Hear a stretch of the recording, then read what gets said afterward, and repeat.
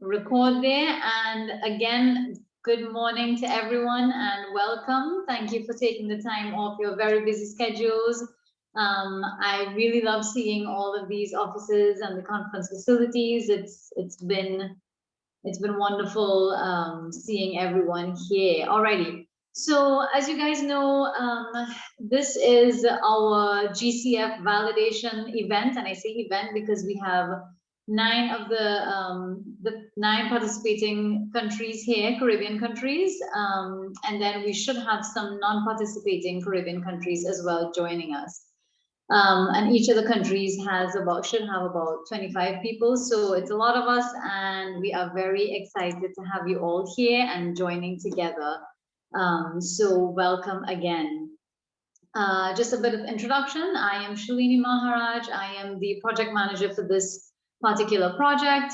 And I have with me Kelly Witkowski. She is the program manager for the Climate Change and Natural Resource Program with ICA. And we have Nikelia, also part of the Climate Change and Natural Resource Program for the Caribbean. And then we have our consultants here joining us. We have our stakeholder consultants. We have Lindell Sinville from the Data Shore team. We have Candice Ramesa, who is our gender specialist. And we have Diane Dormer, who is our climate smart agricultural specialist. So those are some of the presenters that you will be hearing from later. And Kelly's going to speak a little bit more about this, but just so you know, this is, again, part of the CCRAF forum, which is a 4-part series. And today is dedicated to the GCF, and it's dedicated to this readiness project, which is the first multi-country Caribbean project funded by GCF. So we are very excited to be here. I'll start off, I'll turn to Nikelia right now, who will just give us a little bit of a background on the CCRAF forum. And then I go to Kelly, who will lead us through the GCF and a little bit about this project. So Nikelia, can you just kick us off there with a little bit of the CCRAF forum? Thank you. Thank you, Shalini, and good morning to everyone. And welcome. As Shalini would have said, I am Nikelia Gregoire-Karai. Currently, I am a technical specialist in soil and water with the ICA Climate Change and Natural Resource Program. And today we are, through the Caribbean Climate Responsive Agriculture Forum, we are providing some support to this GCF Readiness project to execute this consultation. So it's lovely to be here, and it's lovely to have all of you on board. So I welcome you. And just to give you a little background on what the forum is about, it is done yearly, and it is basically a knowledge to action framework. We designed it, and it has evolved in such a way that we share with you information, you share with us as well. But also we have linked that to some form of action on the ground as it relates to whatever topics we would have presented on. The forum is linked with the 13 English-speaking ICA member states, and I believe most of them are present on here today. So basically, it is a platform where we want to build awareness as it relates to the agriculture sector, but more so in terms of being responsive to a lot of the climatic changes and impacts that we are experiencing. We also use it as a form of capacity building.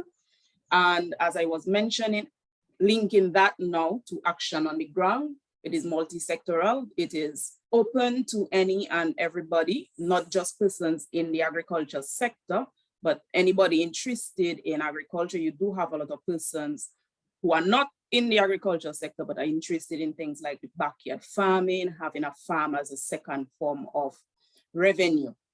And of course, a lot of the discussions we would have, we use those things now as some form of validation. We also use that to guide us in also project development, and also even in the types of trainings and the level of trainings that we should execute based on the needs that come out of these things. And today we are supporting the inventories of the GCF project, And we also use it as some form of competition also.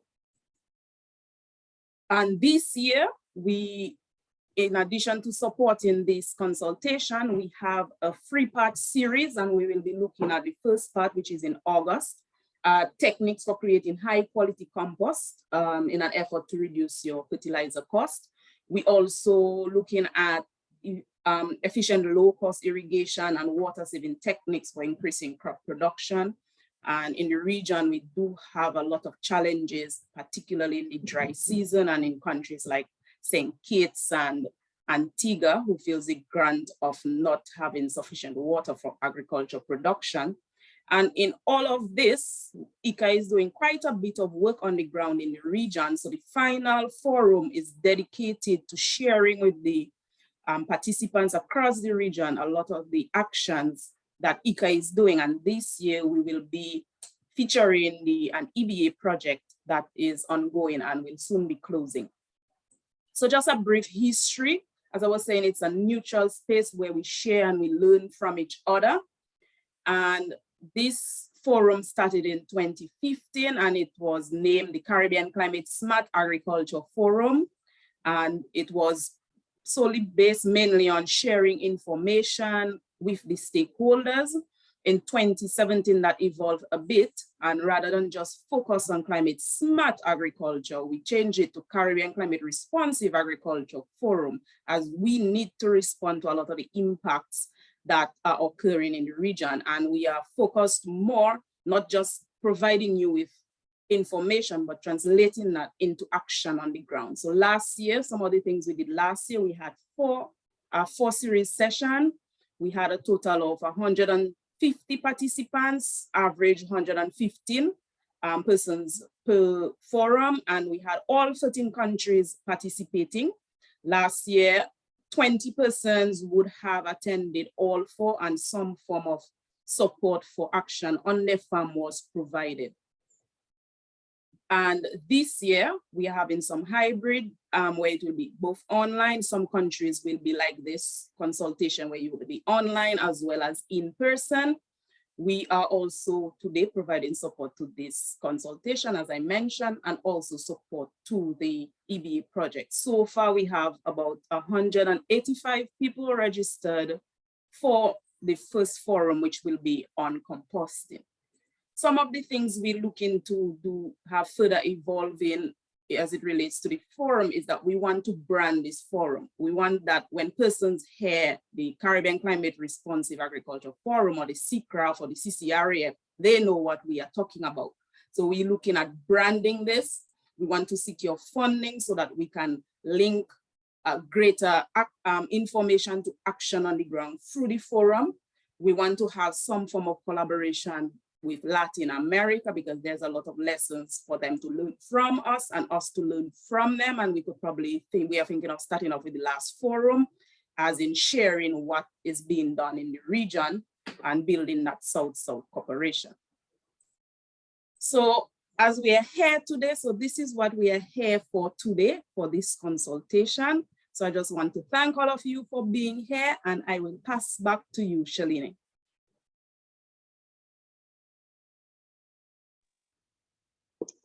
Thank you, Nikhil. Appreciate that. And so now we have a much better understanding of this forum, which is actually hosting this project. So I'd like to turn to Kelly now. Kelly Witkowski, our program manager for the Climate Change and Natural Resource Program in ICA. So this project is under that umbrella. So I'll turn to Kelly to give a little bit about what is GCF, its importance, and a little bit about the project. Kelly.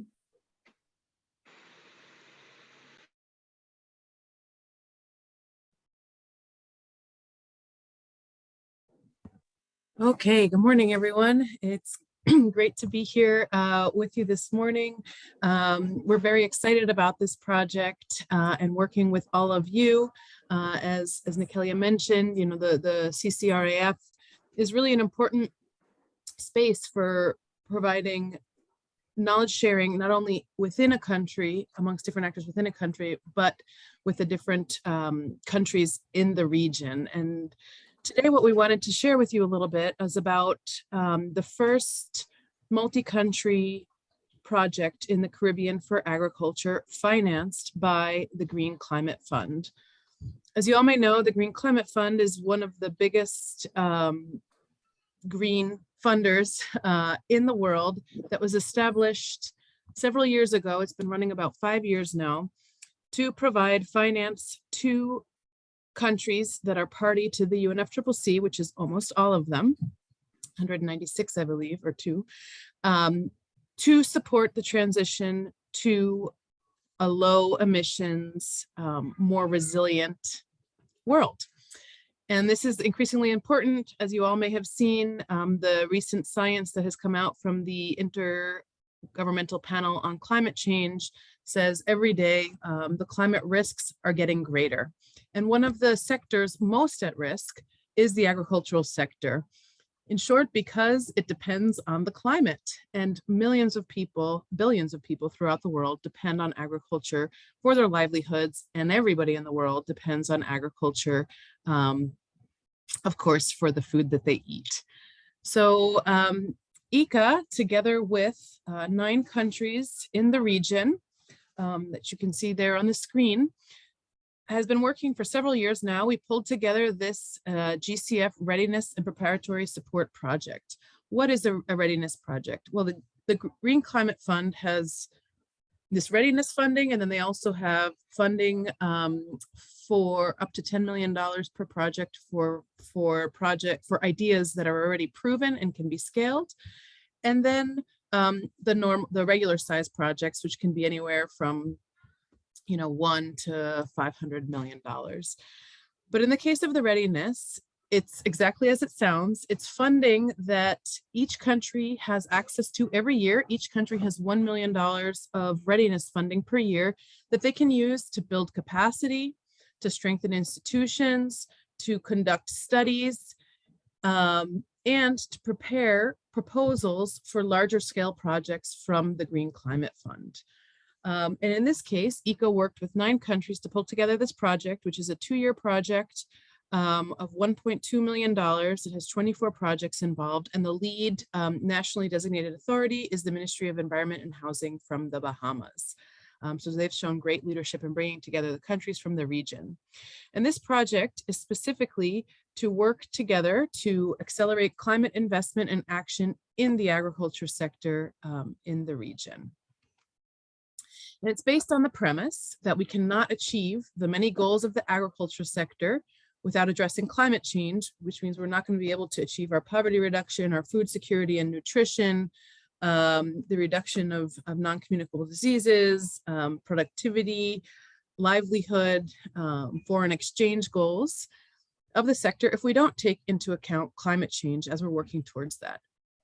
But at the same time, we cannot address climate change without the agriculture sector becoming a really important part of the solution, both from a low emissions development and from a resilience building standpoint. And as my colleague Chani, who many of you know, likes to say, agriculture has traditionally been the ugly duckling. A lot of, I'm sure you've seen a lot of the reports out in the news where they're saying agriculture is really a huge part of the problem for the environmental impact that it has. But at the same time, this means that agriculture is a really fundamental part of the solution. And so we need to help it become that and change it from the ugly duckling into the beautiful swan of the story. Okay, so the goal of this project is really to help advance towards a climate responsive agriculture sector for the Caribbean.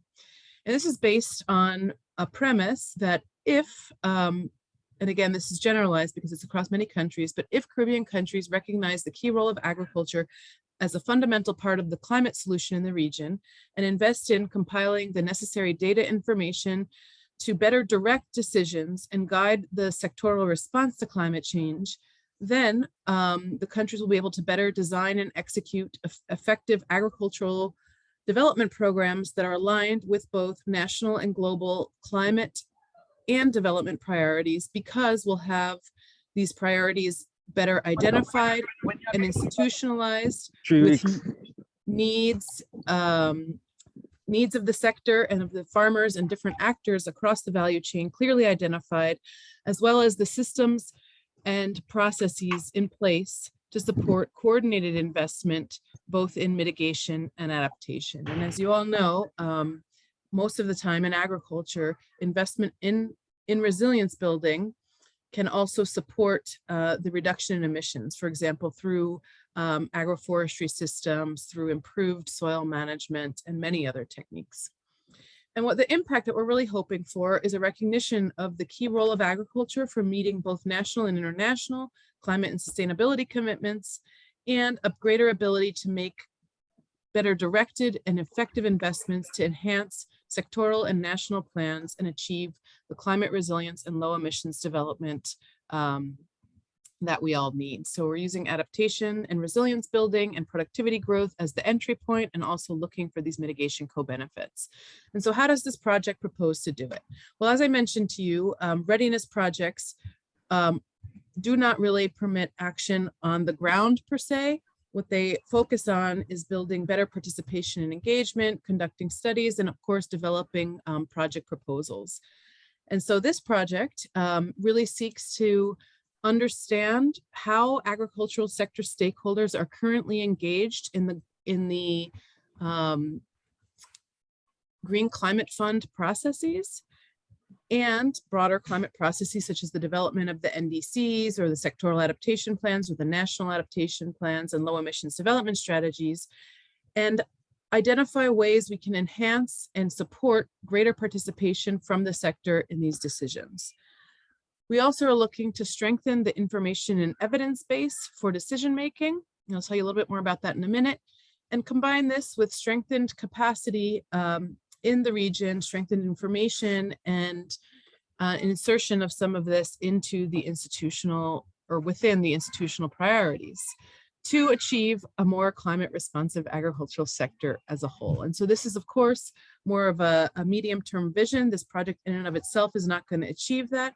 However, we are working to put in place the groundwork together with all of you to do this. And the project is using an inclusive approach and a gender-sensitive approach, focusing on both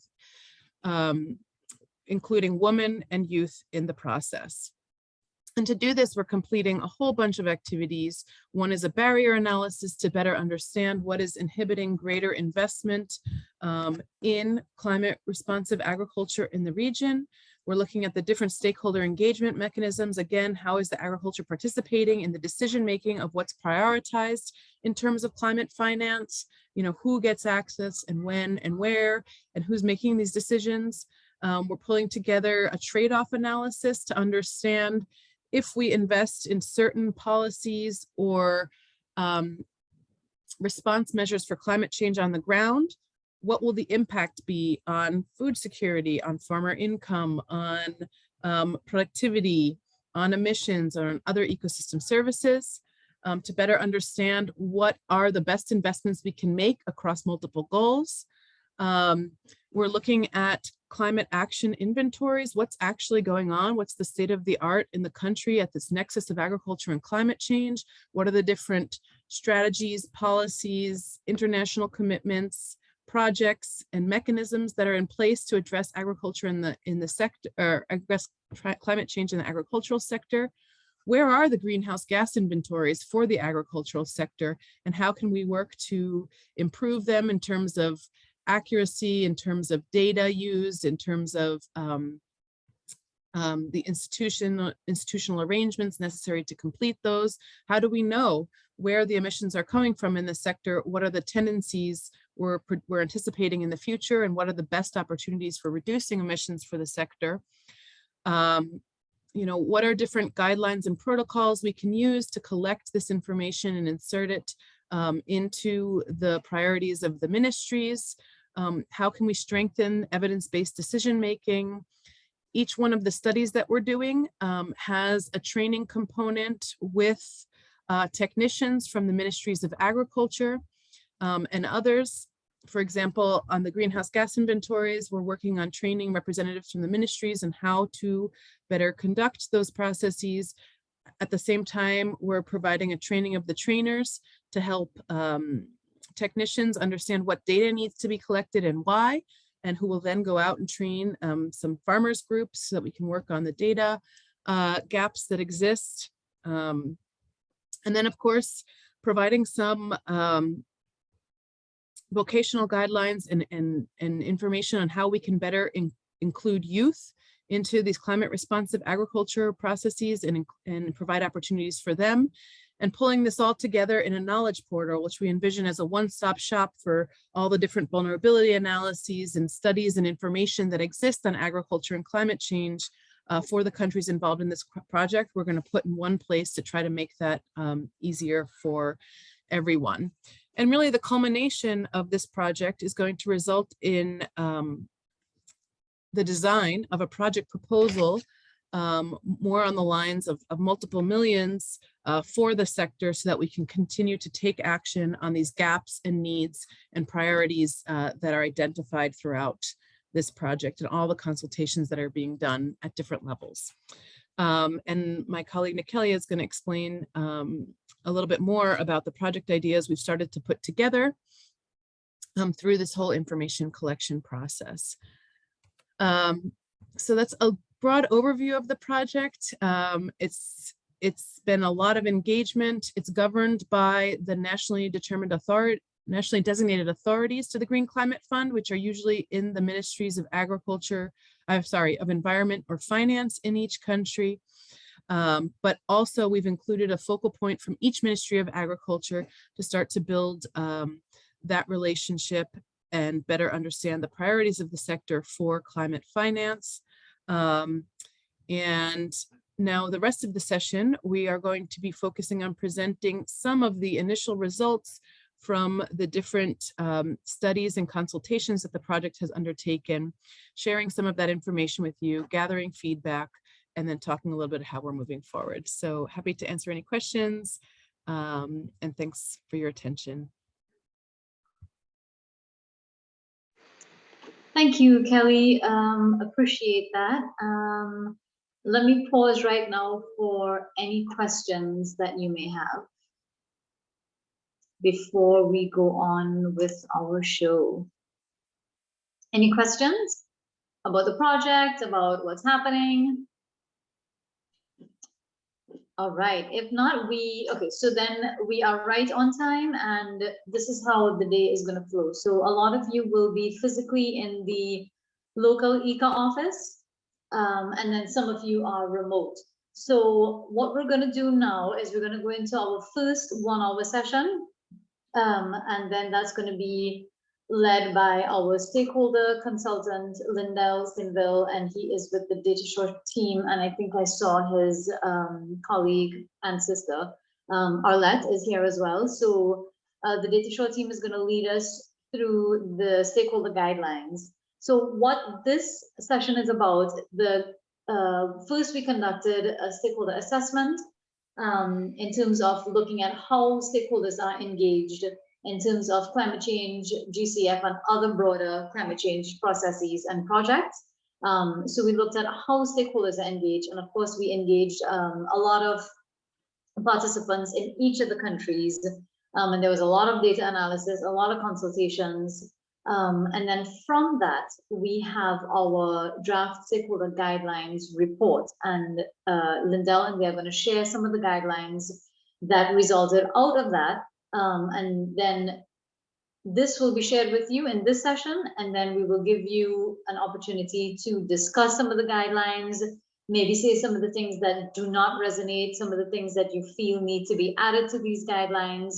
And it's really, really important that we hear from you, because here is where your voice matters a lot. This then, whatever contribution that you give us, this is going to go down into our report, which will form a baseline, like Kelly said, for other projects. And then, of course, this is going to go into our knowledge management portal, where people can come in and take a look and see what contributions each country made, etc.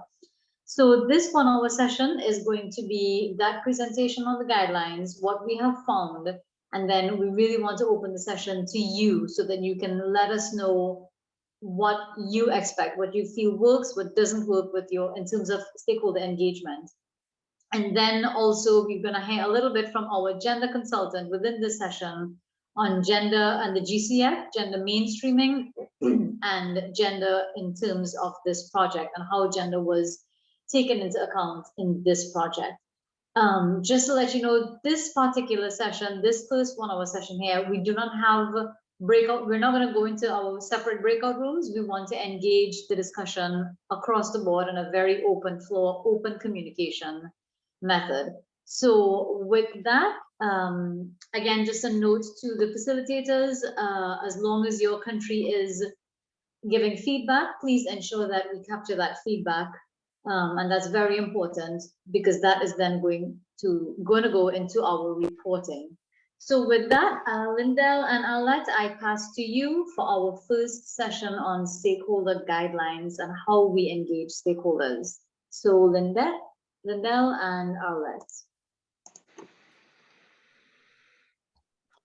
Thank you very much, Shalini. Thank you for that warm welcome. Greetings, everyone. It's such a pleasure to see this broad spread of attendees, really encouraging.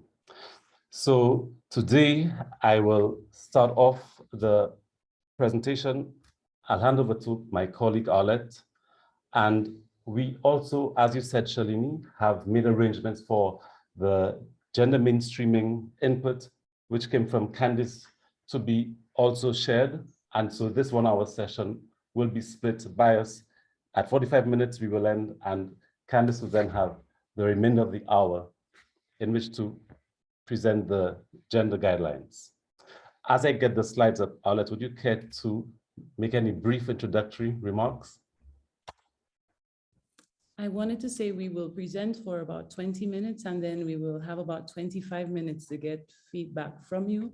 And we're looking forward to hearing your comments, your questions, and the changes or variations that you may have. So please feel free to delve into them.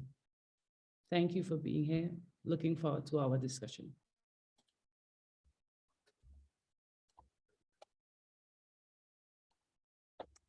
Okay.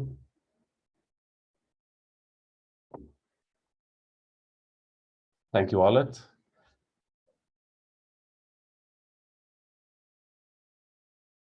I think I need to stop sharing again. My window has vanished. Here we go. Can you see my screen now? Yes.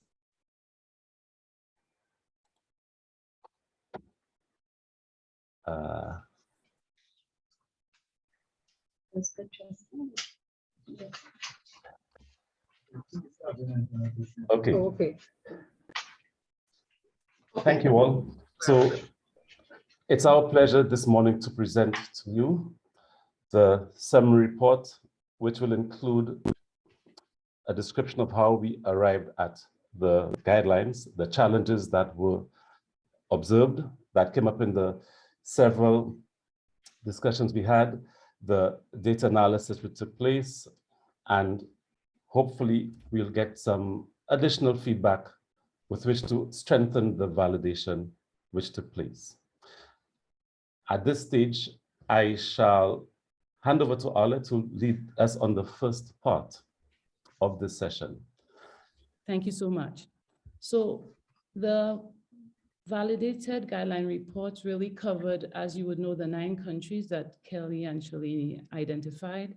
And like my colleague Kelly said, there will be no sustainable development goal meeting in this region if we do not deal with the climate risk to agriculture. And that's essentially why stakeholder engagement is so critical, because agricultural stakeholders, because of the vulnerability, because of their exposure to the climate risk, need to be brought on board so their interests can be met, their needs known, and incorporated in any planning, projects, and development as we go forward with the Green Climate Fund. So we will go to the next slide and speak to the 2 main areas where stakeholder engagement is covered as far as the Green Climate Fund is concerned. It's primarily the first one in developing country level GCF programming and building what we describe as the project pipeline. And the second one is to reduce impacts on the agricultural sector where there are planned projects, and this is in line with the GCF environmental and social policy. So stakeholder engagement is part of what is expected as part of the GCF processes. And this is a new paradigm that has come into, that is vogue in natural resources and the world generally, that suggests and highlights the need for people to be empowered and to have buy-in to the things that are important and matter to them. So in the next slide, I'll just do a quick review of what our assessment report found. We conducted primary research between October to December 2021. We had 2020 respondents respond to the online survey. And the findings showed that the agricultural sector involvement in broader climate change processes is beyond the GCF. So the GCF has not been a large part of that involvement. And we also noted that while the GCF website showed that there had been completion of strategies and various national reports, those reports were not widely available online, which is a noted concern for the region, where we sometimes have data that we can't get our hands on.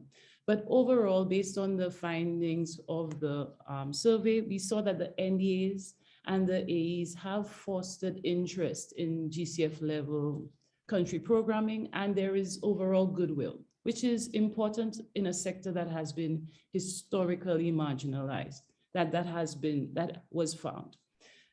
Further, for respondents who had been involved in GCF processes, we went a little deeper and we categorized those stakeholders into two groups.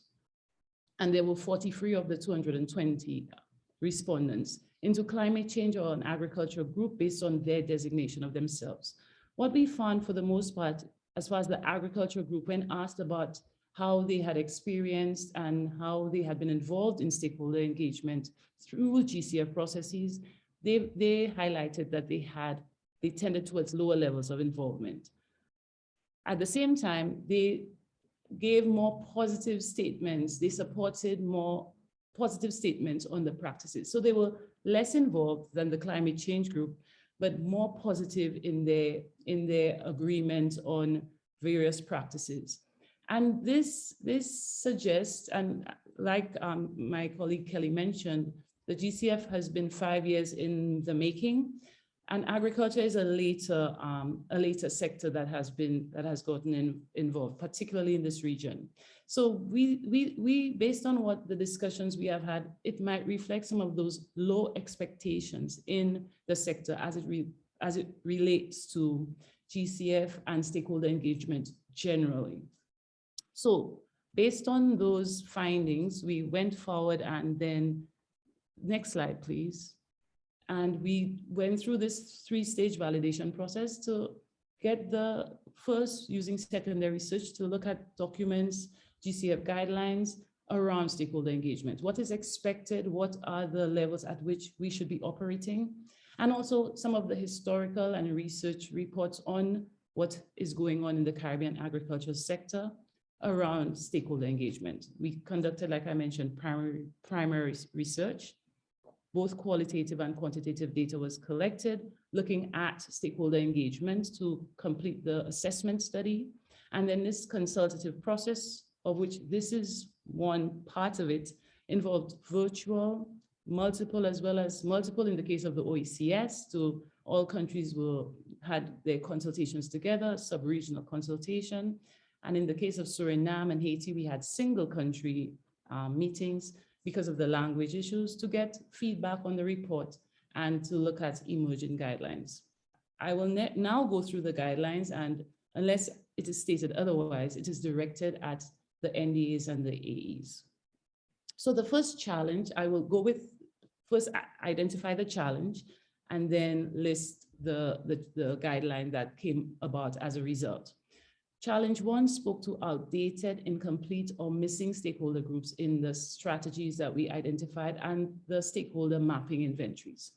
And that is a concern because Stakeholder engagement is built upon identifying and analyzing who are the stakeholders, who has influence, who has interest. And interest can be assessed in various ways, but ultimately in the case of the ag sector, it will have to drill down to the subsector, because the ag sector represents, like I showed in my previous slide, 4 main subsectors: crops, fisheries, forestry, and livestock. And they will be differently impacted by the climate risk. So understanding the differences in interests across the subsectors and their influence is important to understand who needs to be at the table, who needs to discuss these issues, and who is missing from the existing stakeholder engagement processes with the ag sector. And we gave an example, if you had an opportunity to read the summary report we sent out, which is really for the crop subsector, the missing stakeholder group of engineers involved in irrigation, watershed management, and why that is a big gap, considering that water management with increasing drought related to climate risk is a big issue in the region and has implications for food security. Challenge 1 brought about the next guideline, which is really about improving the coverage of stakeholder groups. This guideline requires NDAs and AEs to conduct national stakeholder mapping and inventories to the subsector level in the ag sector. Why is that important? Of course, all subsectors might not be of equal importance, but especially those of national relevance.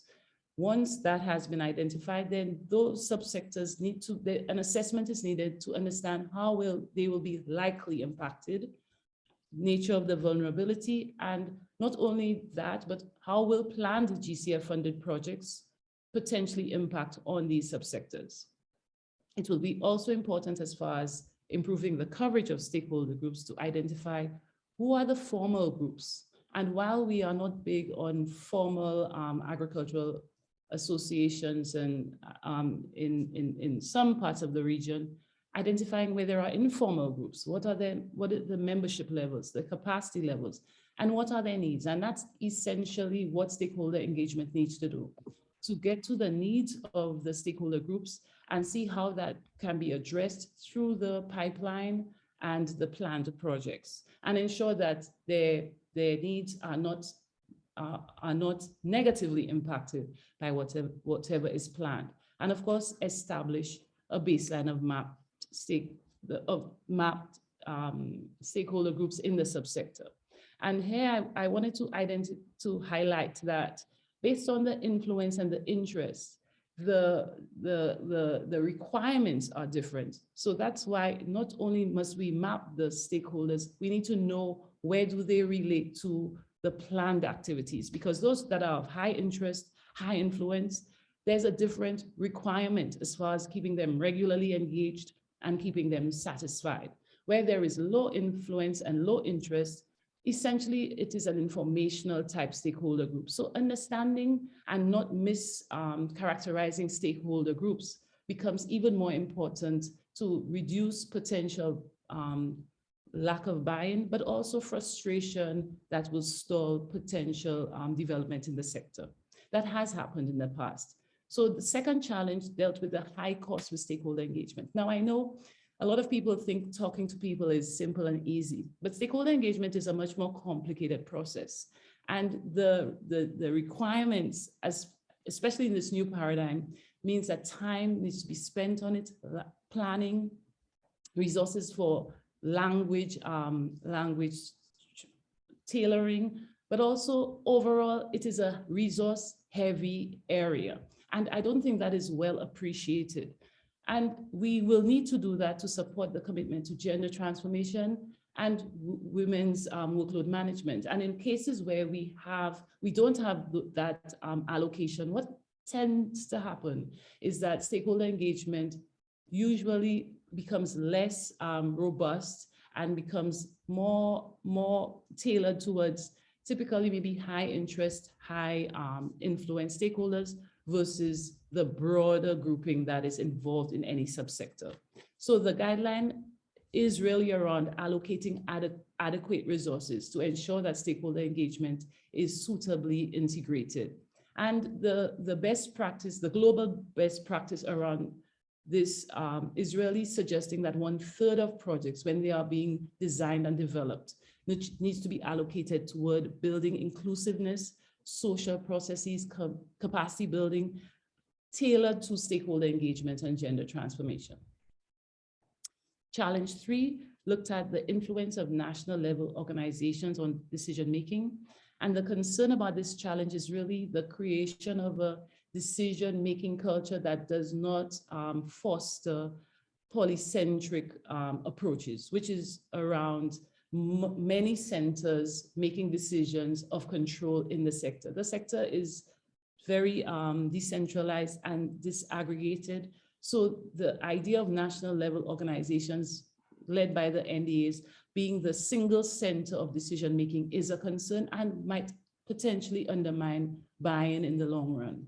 So what the guideline 3 looks at, which is really decentralizing decision-making that deals with governance, it seeks to leverage where existing social processes occur to foster coordination and decision-making at the subsector level, instead of creating new ones. And this is an outstanding recommendation that is usually found that says, use what exists and is working versus building new ones. And this will really help galvanize some of the subsectors that have historically been affected by the reduction in financing in the ag sector. So where there are community-based organizations, they should be built, piggybacked on, or sector level or subsector pre-existing committees. And that will help to incorporate local and traditional ecological knowledge in the stakeholder discussions, but also in the planning for the future. Challenge 4, we highlighted from our report that meeting attendance was recognized as important by stakeholders, and that is a good thing. But they also requested that there should be more formalized arrangements. Stakeholders want to be involved in power sharing, and we need to ensure that this is being done, because tokenism in stakeholder engagement is a thing that has come up and is easy to do when we need to do stakeholder engagement to get the tick, and sometimes that happens. So monitoring, which is also highlighted as step 5 in GCF, the GCF guidance note around stakeholder engagement. Guideline 4 is really around monitoring impact and the quality of stakeholder engagement in the region.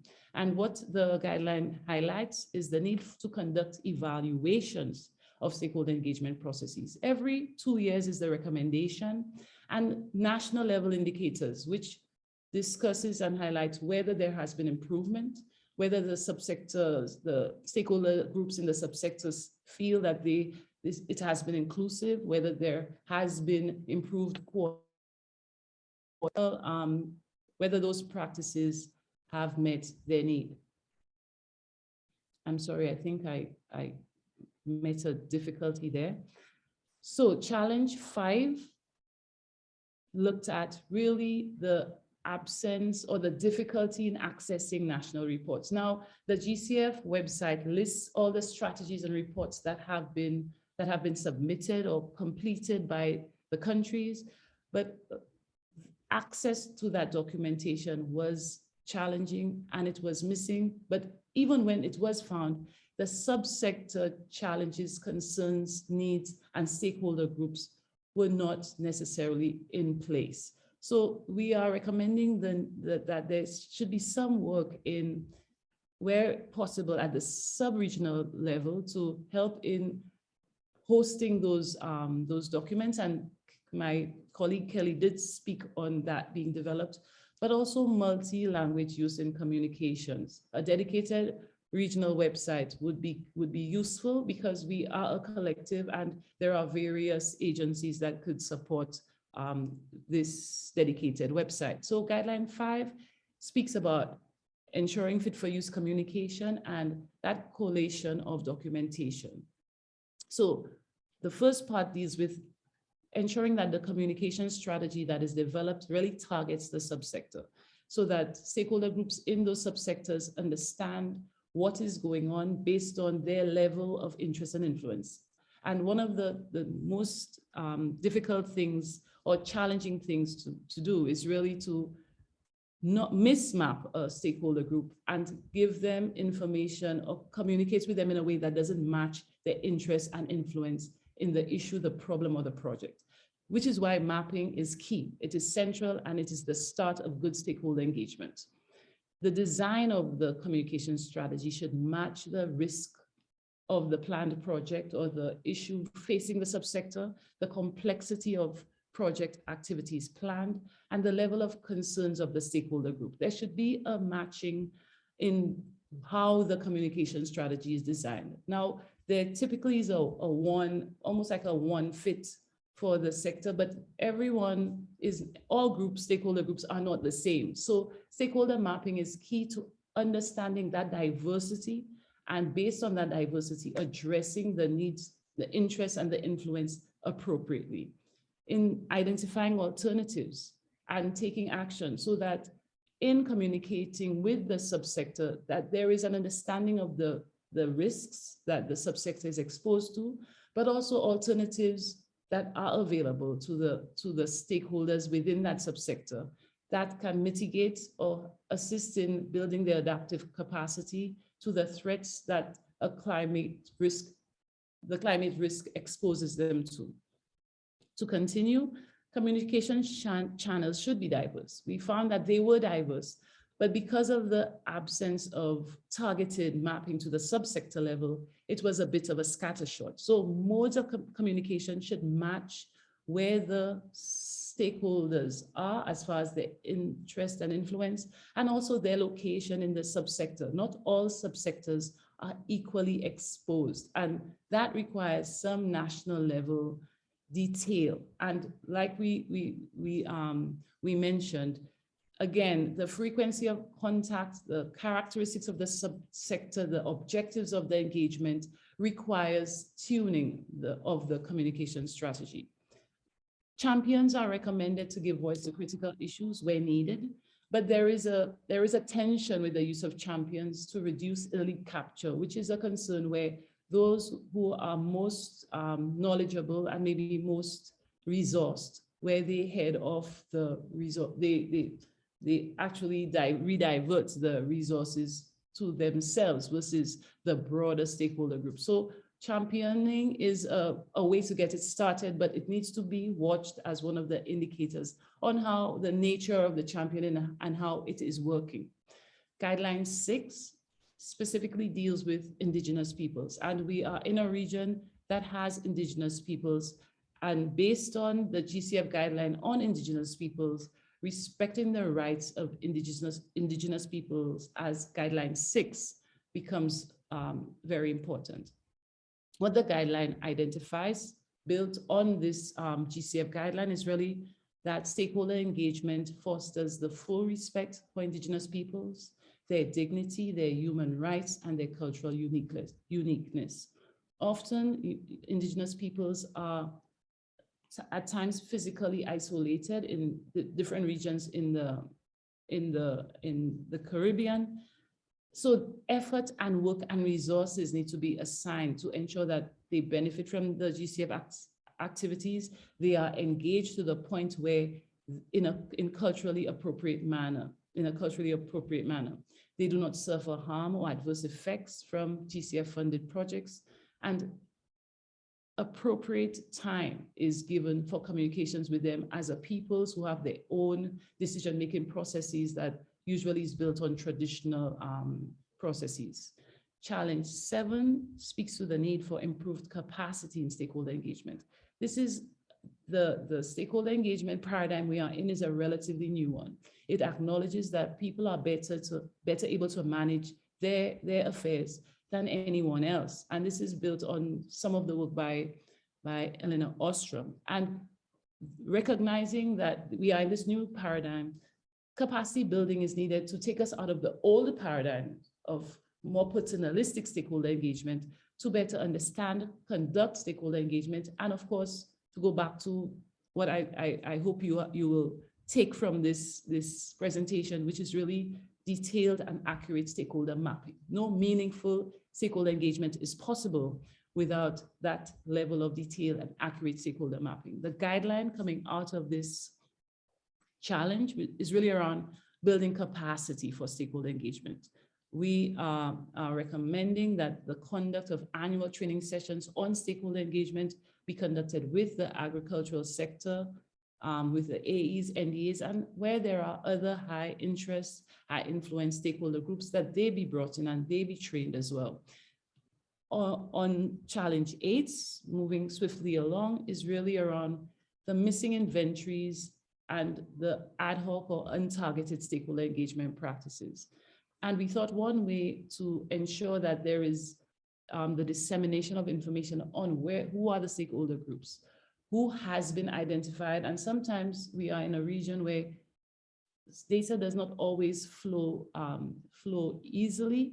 So publishing of stakeholder inventories was seen as a way to first ensure that all groups that are in each country is known, especially to the subsector level, and that groups that are informally practicing that might not be as yet highlighted have an opportunity to get into that stakeholder inventory. Okay, we're recommending it be updated every 2 years, and I would be interested in hearing from you if you think that is a feasible timeline. Challenge 9, 10, and 11 deals with gender, and those guidelines will be covered by the gender consultant immediately after our discussions. So then we move swiftly to challenge 12. And that is really around the need for a regional knowledge center, which will be an active space that would support co-learning and knowledge sharing and stakeholder engagement. There is a lot of frustration on the ground with stakeholder engagement with the ag sector. And part of it is related to capacity and using old paradigms. Some of it is the history of low trust that has existed between the formal and informal sector. But there's also active work that is needed. So guideline 12 is around the development of a regional hub where new knowledge is incorporated to operationalize stakeholder engagement. I think at this point, my colleague Linda has some feedback on this area as far as knowledge management, and he will go through the rest of the slides from here. Yeah, thank you, Arlette. And I think this slide ties very neatly with what Kelly spoke of earlier about the development of the knowledge portal to serve the region. This guideline essentially captures that particular thinking and provides support for exactly that type of work to assist with the stakeholder engagement process. Challenge 13 addresses the historically weak capacity of the diverse, under-resourced stakeholder groups in the agriculture sector and the low trust which stems from this across the sector. Mindful of this, guideline number 13 seeks to enhance that trust and improve relationship building by having, at the country level, specialists, technical specialists who would help with stakeholder engagement and who would be deployed to support those processes, to support stakeholder engagement and target, again, the key subsectors down to the community level. Challenge number 14 serves to identify the decentralized and fragmented sector, again, with the multiple heterogeneous, and interdependent stakeholders. And the guideline arising from this reality is the need to strengthen collective action and support the formation of groups. So the guideline really speaks to supporting that group building process to enhance that collective action, particularly where there are no stakeholder groups yet at the subsector or sector levels. This brings us to the end of our presentation. And so in conclusion, we would just like to reinforce that based on the findings, based on the reporting and the analysis that stakeholder engagement in the ag sector involves vulnerable, heterogeneous, interdependent stakeholders at a variety of levels, and that GCF financed stakeholder engagement holds importance in creating those conditions that are meant to support, sustain, and give impetus to those activities and gender transformation, which Candice will be speaking about shortly. And that stakeholder mapping to the subsector level, as Olet pointed out earlier, it is critical and it is a starting point. And that our guidelines provide the means to bring stakeholders together to enhance mitigation and adaptation efforts, to reduce the impact of planned projects, and to promote the development of appropriate agriculture-based projects, which I believe would serve the interests of these stakeholders and really bring to fruition the work done at this stage in having this stakeholder engagement activity undertaken. So at this stage, I would like to thank you very much for your attention. I know we are not quite on the time, but I'm trying to bring us back. I would like at this stage to return control to our moderator and see if we have any questions, any comments, anything that you believe would provide further support, maybe to strengthen, to adjust in some way the guidelines that so far we have presented, bearing in mind that the gender-related guidelines will follow shortly. Thank you very much. Thank you, Lindell and Arlette, our Data Show team, much appreciated. And before we open the floor for feedback and discussion from all of the countries, I know that this topic or some of the topics may seem a little far removed from the day-to-day work of the farmers on the ground, but I just want to assure you that it is actually very much linked. And so that we ensure that the technical transfers and the capacity building and these opportunities reach that level, to ensure that we have to engage in these processes and these consultations and do exactly what we're doing here, so that we can not only get funding, but we can continue to build a baseline that we can refer to, get funding, and then also ensure that we have not just financial but also the technical aspects, so that we can dedicate that to the farmers on the ground and other workers as such. So I just kind of wanted to bring that back so that we have that context and that we continuously make that connection to what we're doing, and then the persons on the ground, because as you know, there's a difference. There sometimes tend to be a little bit of a disconnect between policy and practice. So we just want to ensure that we continuously bridge that gap. So with that, again, I turn it over to you. The floor is yours. Colleagues, please give us feedback. Let us know what you think. Did we miss something? Is it too high level? Maybe please feel free. The mic is open. It's your turn to talk, so we look forward to hearing from you. And facilitators, just a reminder again, please notate any feedback coming out of your country. So I turn over to the facilitators and the NLCs to open up the mics and let the discussions begin.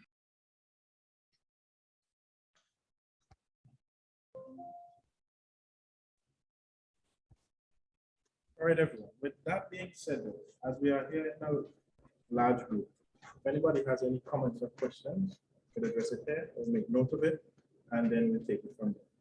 Because as you realize, it's a large contingent, as we're here, we'll be focusing on resilience. So is there anything from the presentation that anyone would like to do?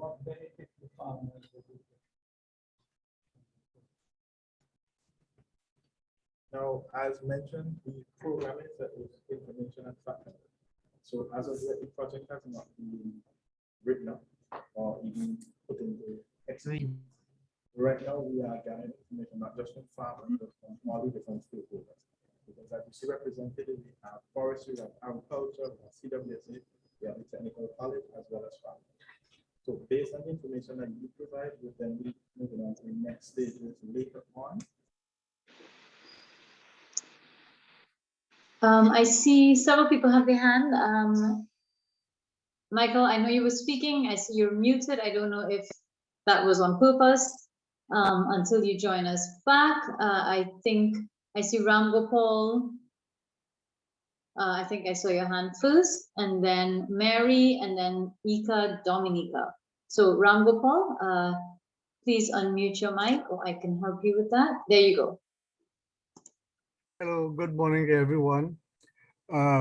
What I would like to, very good presentation, appreciated.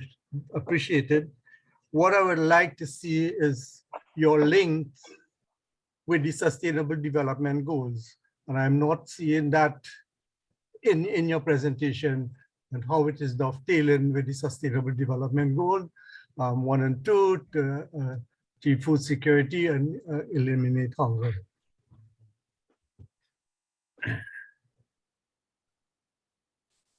Thank you for that feedback. I don't know if the consultants or Kelly wants to take that link to the SDGs, or if we want to note that and then get back to you later. Will we take all the questions? Sorry, Kelly. Okay. Are we taking all the questions and addressing them, or will we do them one by one? Just to make sure everybody's question is received.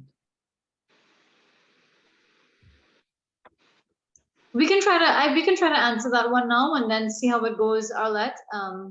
So Kelly, go ahead. Sure. No, thanks for that question. It's a really great one. And I apologize if I didn't make it explicit enough.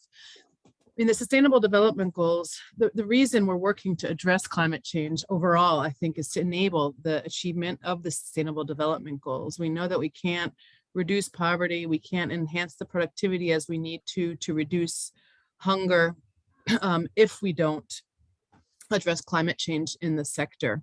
And so I think this is, as I mentioned, a readiness project. So it's not with direct action on the ground, but it's how do we provide an enabling environment that allows the agricultural sector to meet all the different goals that it has. And they may vary across, countries, by farmer, by region, but how do we make change or support change in the agricultural sector to make sure that it can continue to do what it wants to do in the face of a changing climate, which is making everything more difficult and, exacerbating all the existing risks that the sector has, in addition to presenting, some new risks. If I could add, thank you so much. Well said, Kelly. One of the goals for meeting the Sustainable Development Goals is goal number 16, and it's about building strong institutions. And stakeholder engagement really is a process where people are brought together so they can articulate their needs, they can get that will together to address the issues that are of greatest concern to them. Now, I know we typically think in agriculture, we think technical, we think, what do we need to do? But the decision on what do we need to do needs to be made in some way. And that process of how we make those decisions is really around stakeholder engagement. And stakeholder engagement, when it is done well, can support those processes. Now, I know it's a different way of thinking about the issues. And our go-to is what is really the thing that we need to work on. But before we work on the thing, we need to ensure we have the people who are most impacted, most vulnerable, speaking to and dealing with their issues. And that's what stakeholder engagement is. So overall, when it is done well, like Kelly said, the Sustainable Development Goals will be better met because people will be speaking to their issues. Thank you. And then Mary, please. I know you've had your hand up for a while. Yes, good morning. This is Mary Butler here from the Bahamas Department of Meteorology. And I must say, I was very interested in this workshop. And I guess for across the Caribbean, the interest is likewise, especially when it comes to sustainability and food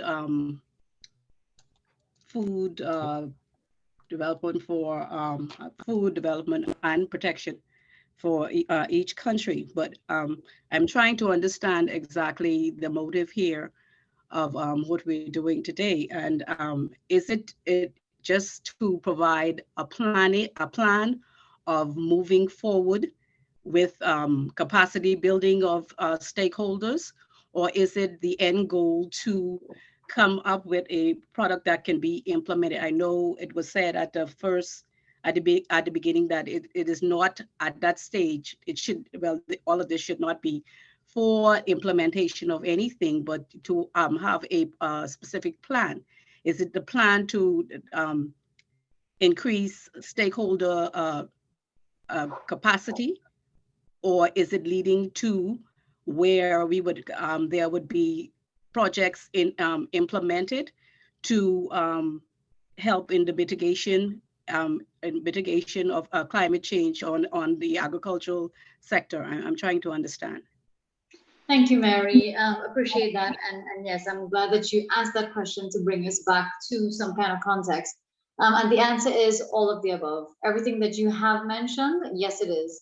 So even though, like we mentioned, it's not a readiness project, so it's not necessarily tangible infrastructural things on the ground, we are seeking to, number one, build a baseline for future projects, and then to get funding, because that's an issue that the Caribbean region is facing, getting funding, financial support for the ag sector in the Caribbean region. So number one, that's going to build a baseline. Number two, it is going to form part of the report, where we then take that report and action it for all the other projects that we're doing. So for example, when we get everyone's feedback and we validate these guidelines on how stakeholders should be engaged and what are some of the best practices, what are some of the things that we stay away from, this will then inform our stakeholder engagement in the future and for other projects, so that we know and we have a sort of updatable blueprint on what works, and we ensure that we stick to those guidelines, again, always updating ourselves and keeping abreast of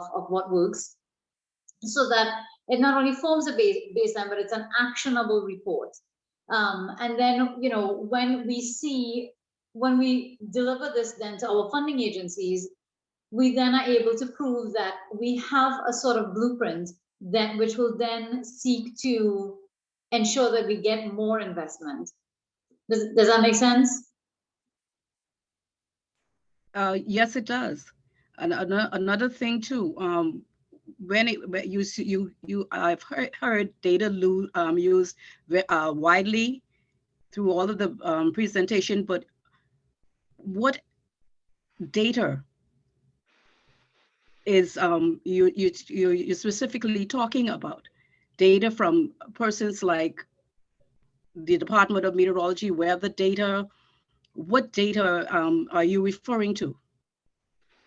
Yeah, so Mary, I'll let the consultants briefly answer that, and then if the facilitator for the Bahamas can note any other questions, we will then address that afterwards while we move on to some other countries, but I'll let the consultants field that question in terms of what data and where that was collected. So Linda or Arlette, if you can speak to some of the stakeholders that were engaged. Linda, do you want to speak to it? Sure. We had a survey which covered 7 areas from which we gleaned the basis of the data that was analyzed.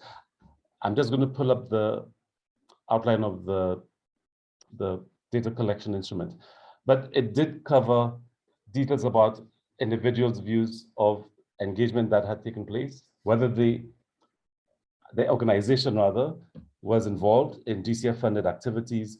So there was a broad spectrum, and we even had a process of having a snowball sample emerge, where those who were contacted were able to point towards others who they believed were also well suited to be approached for that data gathering exercise.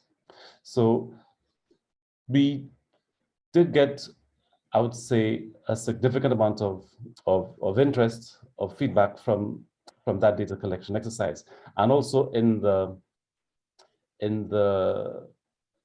qualitative data which was collected, the meetings which were held, there was a rich exchange from the participants who gave us, who shared their views, frankly, and they were scheduled at different times to cater for their availability, to allow them to provide input, which was also subject to fairly extensive analysis to provide input into this process.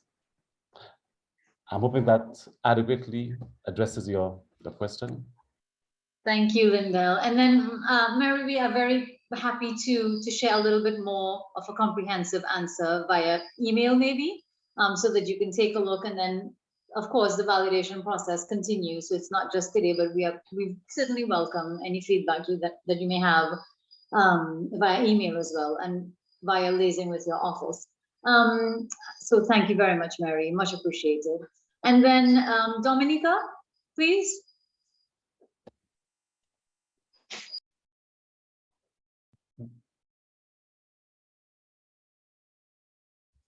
So Dominica, just unmute. There we go. And the floor is yours. Okay, my name is Augustus Banis from Dominica. I'm involved in farming and agro-processing. What came to my mind is, in the presentation, I did not see anything for follow-up even after the project, because most times we are having stakeholders engagement, and then after that, you are not seeing anything happening. I really want to see that you have something in place for follow-up after the project.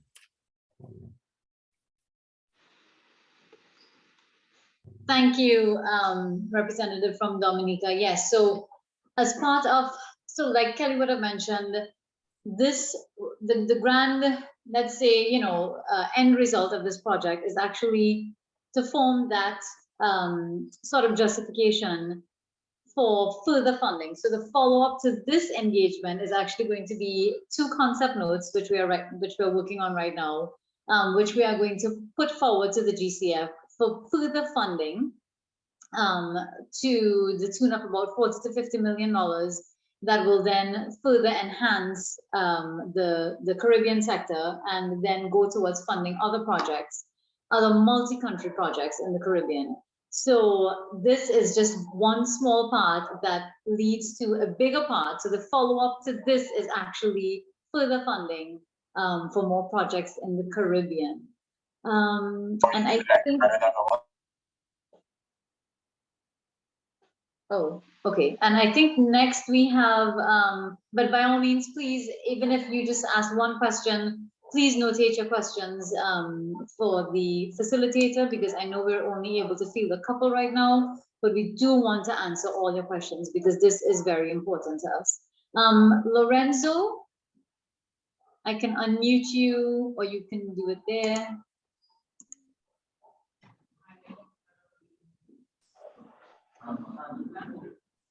Can you hear me? Yes, it sounds a little far away, but yes, we can hear you.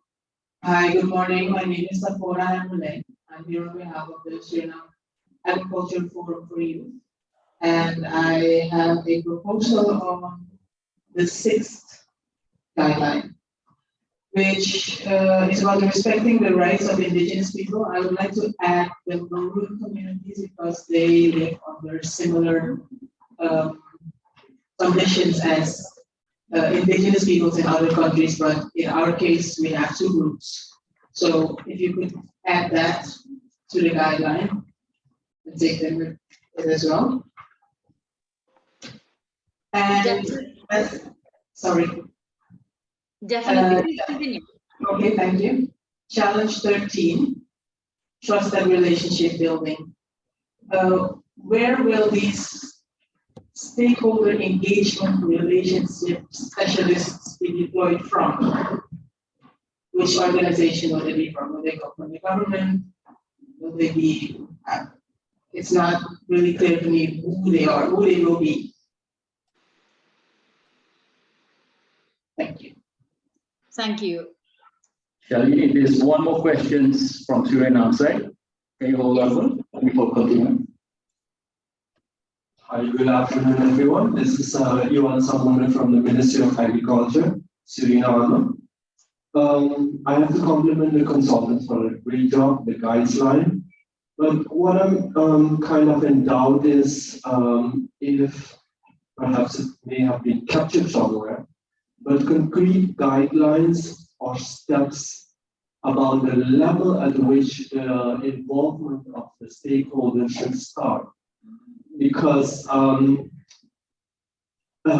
as we know that when in the planning process, most of the time, the projects are designed or written within the office, then comes in the stakeholders engagement. And if there could be concrete guidelines to state at which level the stakeholders should be involved from the start, and somehow to force policy to have a representation along the way from the start till the end, or more than one representation within the whole process. Because most of the times we all know that stakeholders are engaged to sometimes validate what has already been written. And usually the time allotted to those validations goes more into presentation and less into really involvement of the stakeholders. Thank you very much. Thank you, Suriname, much appreciated. And we certainly, I mean, of course, I know the consultants and myself want to jump on that and speak at length, but it is noted. And then we do have that that feedback form where we will be sending feedback. Sharon, I think I saw your office, St. Kitts and Nevis had their hand up, but I don't, oh yes, I do see it. So Sharon, please, and then Haiti. Yes, I think we have, you have a question? Okay, we have a question from one of our participants. And I think what is part of it is, yes, there are guidelines, and yes, we have a summary, but at the same time, we do want to see more actionable proposals or coming out, so that even with these guidelines, we can take them and use them in projects that are happening or we are conceiving or we are putting together. And these can be now actionable so that they can be implemented in some sort of a framework. That would be also nice, but then it could have been in the entire document where we are just seeing a summary of the document. Thank you. And then we have another question.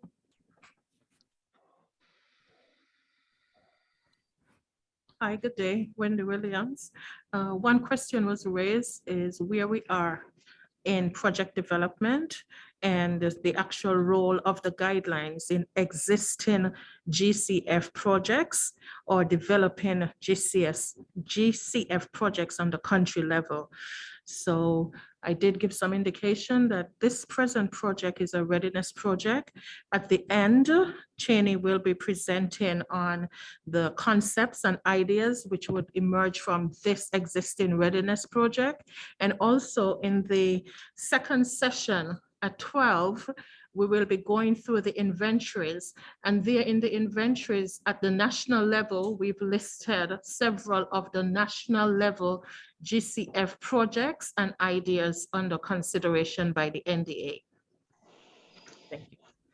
Thank you, St. Kitts and Nevis. And yes, this is certainly meant, after today's meeting, it's certainly meant to be a live and actionable, I don't want to say document, but like I said before, blueprint maybe, or a navigation tool on stakeholder engagement. And that's really the intention. Of course, it's not to shelf or to put in some cyber management, knowledge management portal. It really is meant to be a live navigation tool. So we have Haiti and then Ebony in office in the Bahamas. So Haiti, please go ahead. Good morning, everyone. My name is Telfo Serge David NLC for Haiti. My question is for Lindell. First of all, congratulations for your presentation. What I would like to say, as this is a framework for stakeholder engagement, as I can see, is a regional framework. What do you think if you can add 2 more slides? One where you can put all challenges and guideline, what country it's related, and another slide where we can put maybe a draft for stakeholder engagement for each specific country. But because stakeholder engagement doesn't have the same meaning for all countries. So in Haiti, we got our own reality, where our own challenges. We can understand this is a huge framework, this is a general framework, but if you can add those two slides, that can make us land on the field, because the main thing is to land in the reality to fight the climate change. Yeah, thank you very much, Team Haiti. We certainly appreciate that. And we know that, as you just said, engagement means something different to certain people in terms of, and I think another person mentioned it in terms of different groups, ensuring that everyone is represented in terms of gender, and, across the board, it is very different, and it has to be specific to the country. So that, I think that is certainly well noted. Ebony and team, and then Kurt, St. Lucia. Good morning, everyone. NLC for the Bahamas here.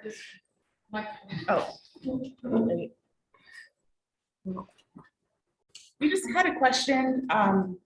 Given the nature of the sampling in the project, could country tables be populated so that we can see who the responding agencies were? I know that NLCs gave an initial list, but because it was snowball in nature, there may have been others. That would help us update our inventories in case we have missed certain organizations that would have engaged in the survey.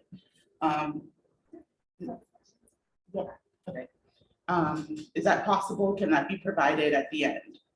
And then we have another question. I see Alet nodding her head, so I'm going to say that's a yes, Ebony. Okay, and then we have another question. Hello, good morning. I'm Sebastian from Bahamas Development Bank. I'd like to know more about the high costs associated with stakeholder engagement across the region.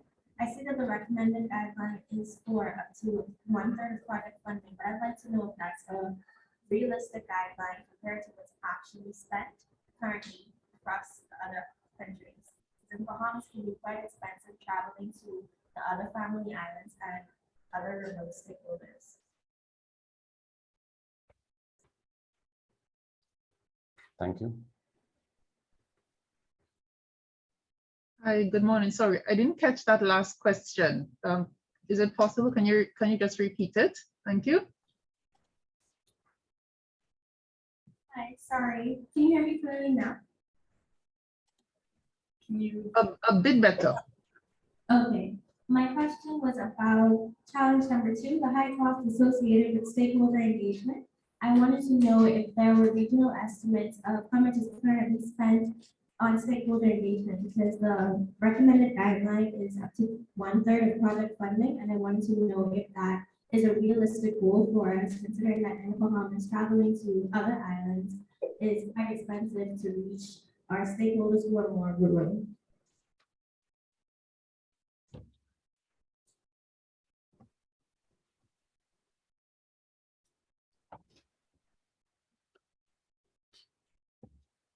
Am I correct in assuming that the gist of your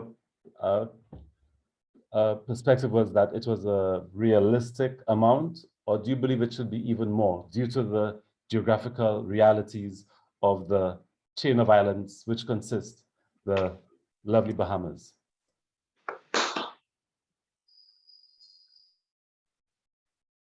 It may require a bit more, but I'd like to know if it would be realistic for us, considering what is currently spent right now in the region.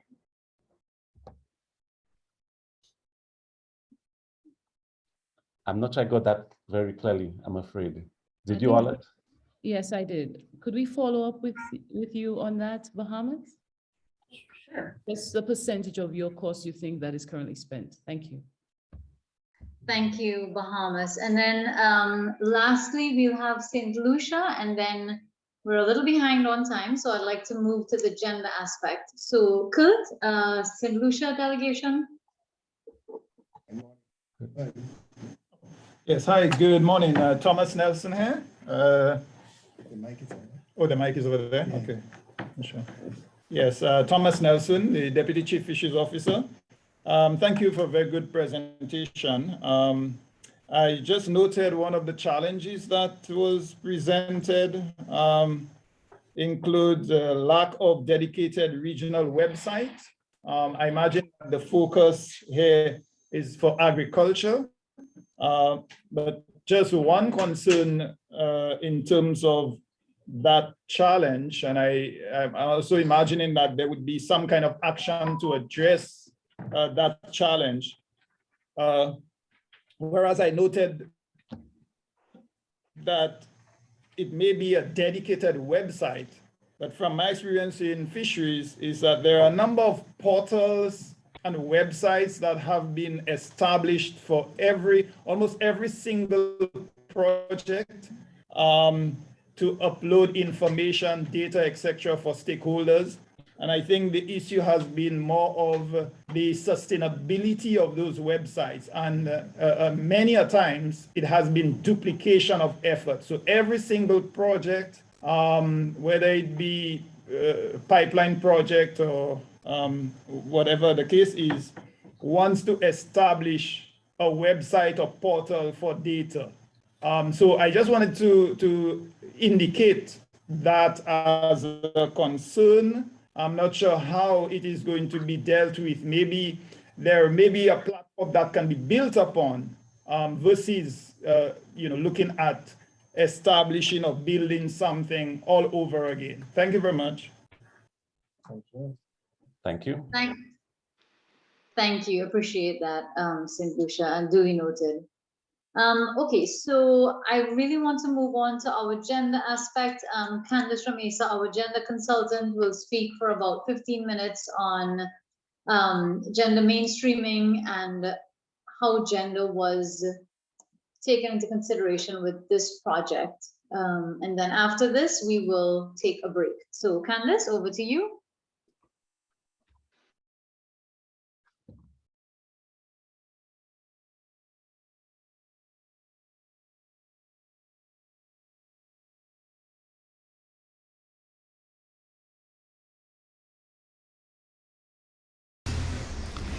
Yes, sorry about that. Good morning, everyone. I am cognizant of the fact that I'm between you and your lunch. So I'm going to try to make this as succinct as possible. Yes, so I am Candice Ramesa, coming to you from Georgetown, Guyana. I am going to speak about how the project is mainstreaming our gender.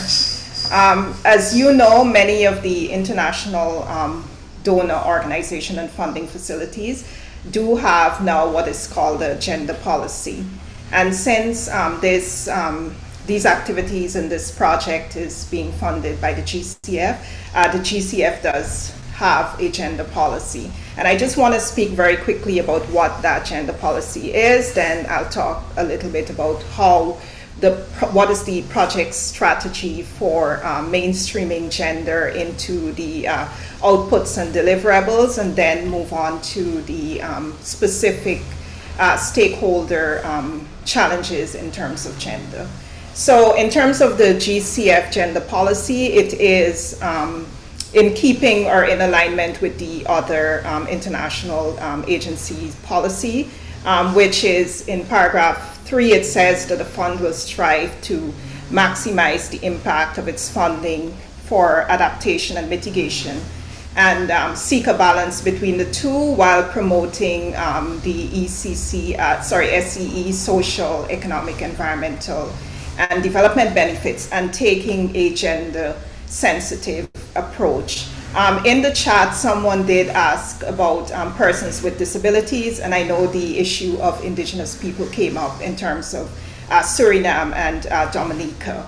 And yes, the gender policy does include that. It says that basing its activities on a country-driven approach and will encourage the involvement of relevant stakeholders, including vulnerable groups, and addressing the gender aspects. In terms of the policy, it speaks specifically, and I mean for this gender mainstreaming policy as well as gender in particular, it does speak to both men and women. Gender does not only identify women, but it speaks to men and women. However, the governing instrument of the GCF does explicitly list women among the GCF stakeholders. And this is because, you know, we are all striving towards gender equality. And in that gender equality, we do recognize that in many cases, women are not, they're deficient and there are deficits in women, with women's participation, women's agency, you know, so it does recognize that there are some specific needs in terms of women to bring them to the table in terms of parity with men. And it does want to promote this gender equality in all of the portfolio of the the GCF activities. And if we dive a little bit deeper, we would see that, you know, sorry, before I move on to the specific objectives of the gender policy, I want to also state that most of the countries have national gender equality policies. I mean, some of those policies are already, some of them are in draft form, some of them are being presently revised, for example, Dominica, and some of them have been around for quite some time. In addition to that, I mean, some of the countries do have a constitutional mandate, or there is something in the Constitution that speaks to equal treatment of both men and women, and particularly the discrimination of men. So of women. So these GCF policy also aligns with those national policies. And what the GCF, the objectives are, as I said before, to ensure that there is equality in the interventions of the climate change interventions. As we know, or we should know, that climate change affects women and men differently, and it also affects subgroup of women and men differently. For example, indigenous women have different concerns from the wider population of women because they are impacted disproportionately by climate change events, but they also have a lot of traditional knowledge that can contribute to adaptation and mitigation, including in agriculture. Secondly, we want to minimize the social and gender-related and climate risks. And a lot of times for us in the Caribbean, we might not be cognizant of the fact that development activities in general, whether it's in agriculture or otherwise, usually have impacts, the unintended consequences or unintended risks. And more often than not, those unintended consequences and risks affect the most vulnerable within the population. And that certainly is the case for climate change. So we want to approach or to implement a do no harm policy, and some agencies have moved away from do no harm to do good. So that is what we want to do. At a minimum, do no harm. At best practice, do good. And we want to, again, advance gender equality through the mitigation and adaptation actions. And more importantly, we want to ensure that we contribute through the project activities to the reducing of the gender gap that I spoke about the differences in terms of impact, and not only impact, but in terms of the participation of solution, which is one of the things, the stakeholder engagement of this project, I would be hoping to achieve. All right, so in terms of the gender strategy, I would have been hired as the gender consultant, and as the gender consultant and the gender plan for the project, the idea is that gender would be mainstream in all of the products and deliverables. So what that means is that all of the other consultants that are working on different areas, that they will forward to me for review what they're doing, and then I would identify whether there are any gender risks involved in what they're doing, and also how what they're doing can be gender responsive or gender transformational. So for example, in the barrier and needs assessment analysis, I would have reviewed the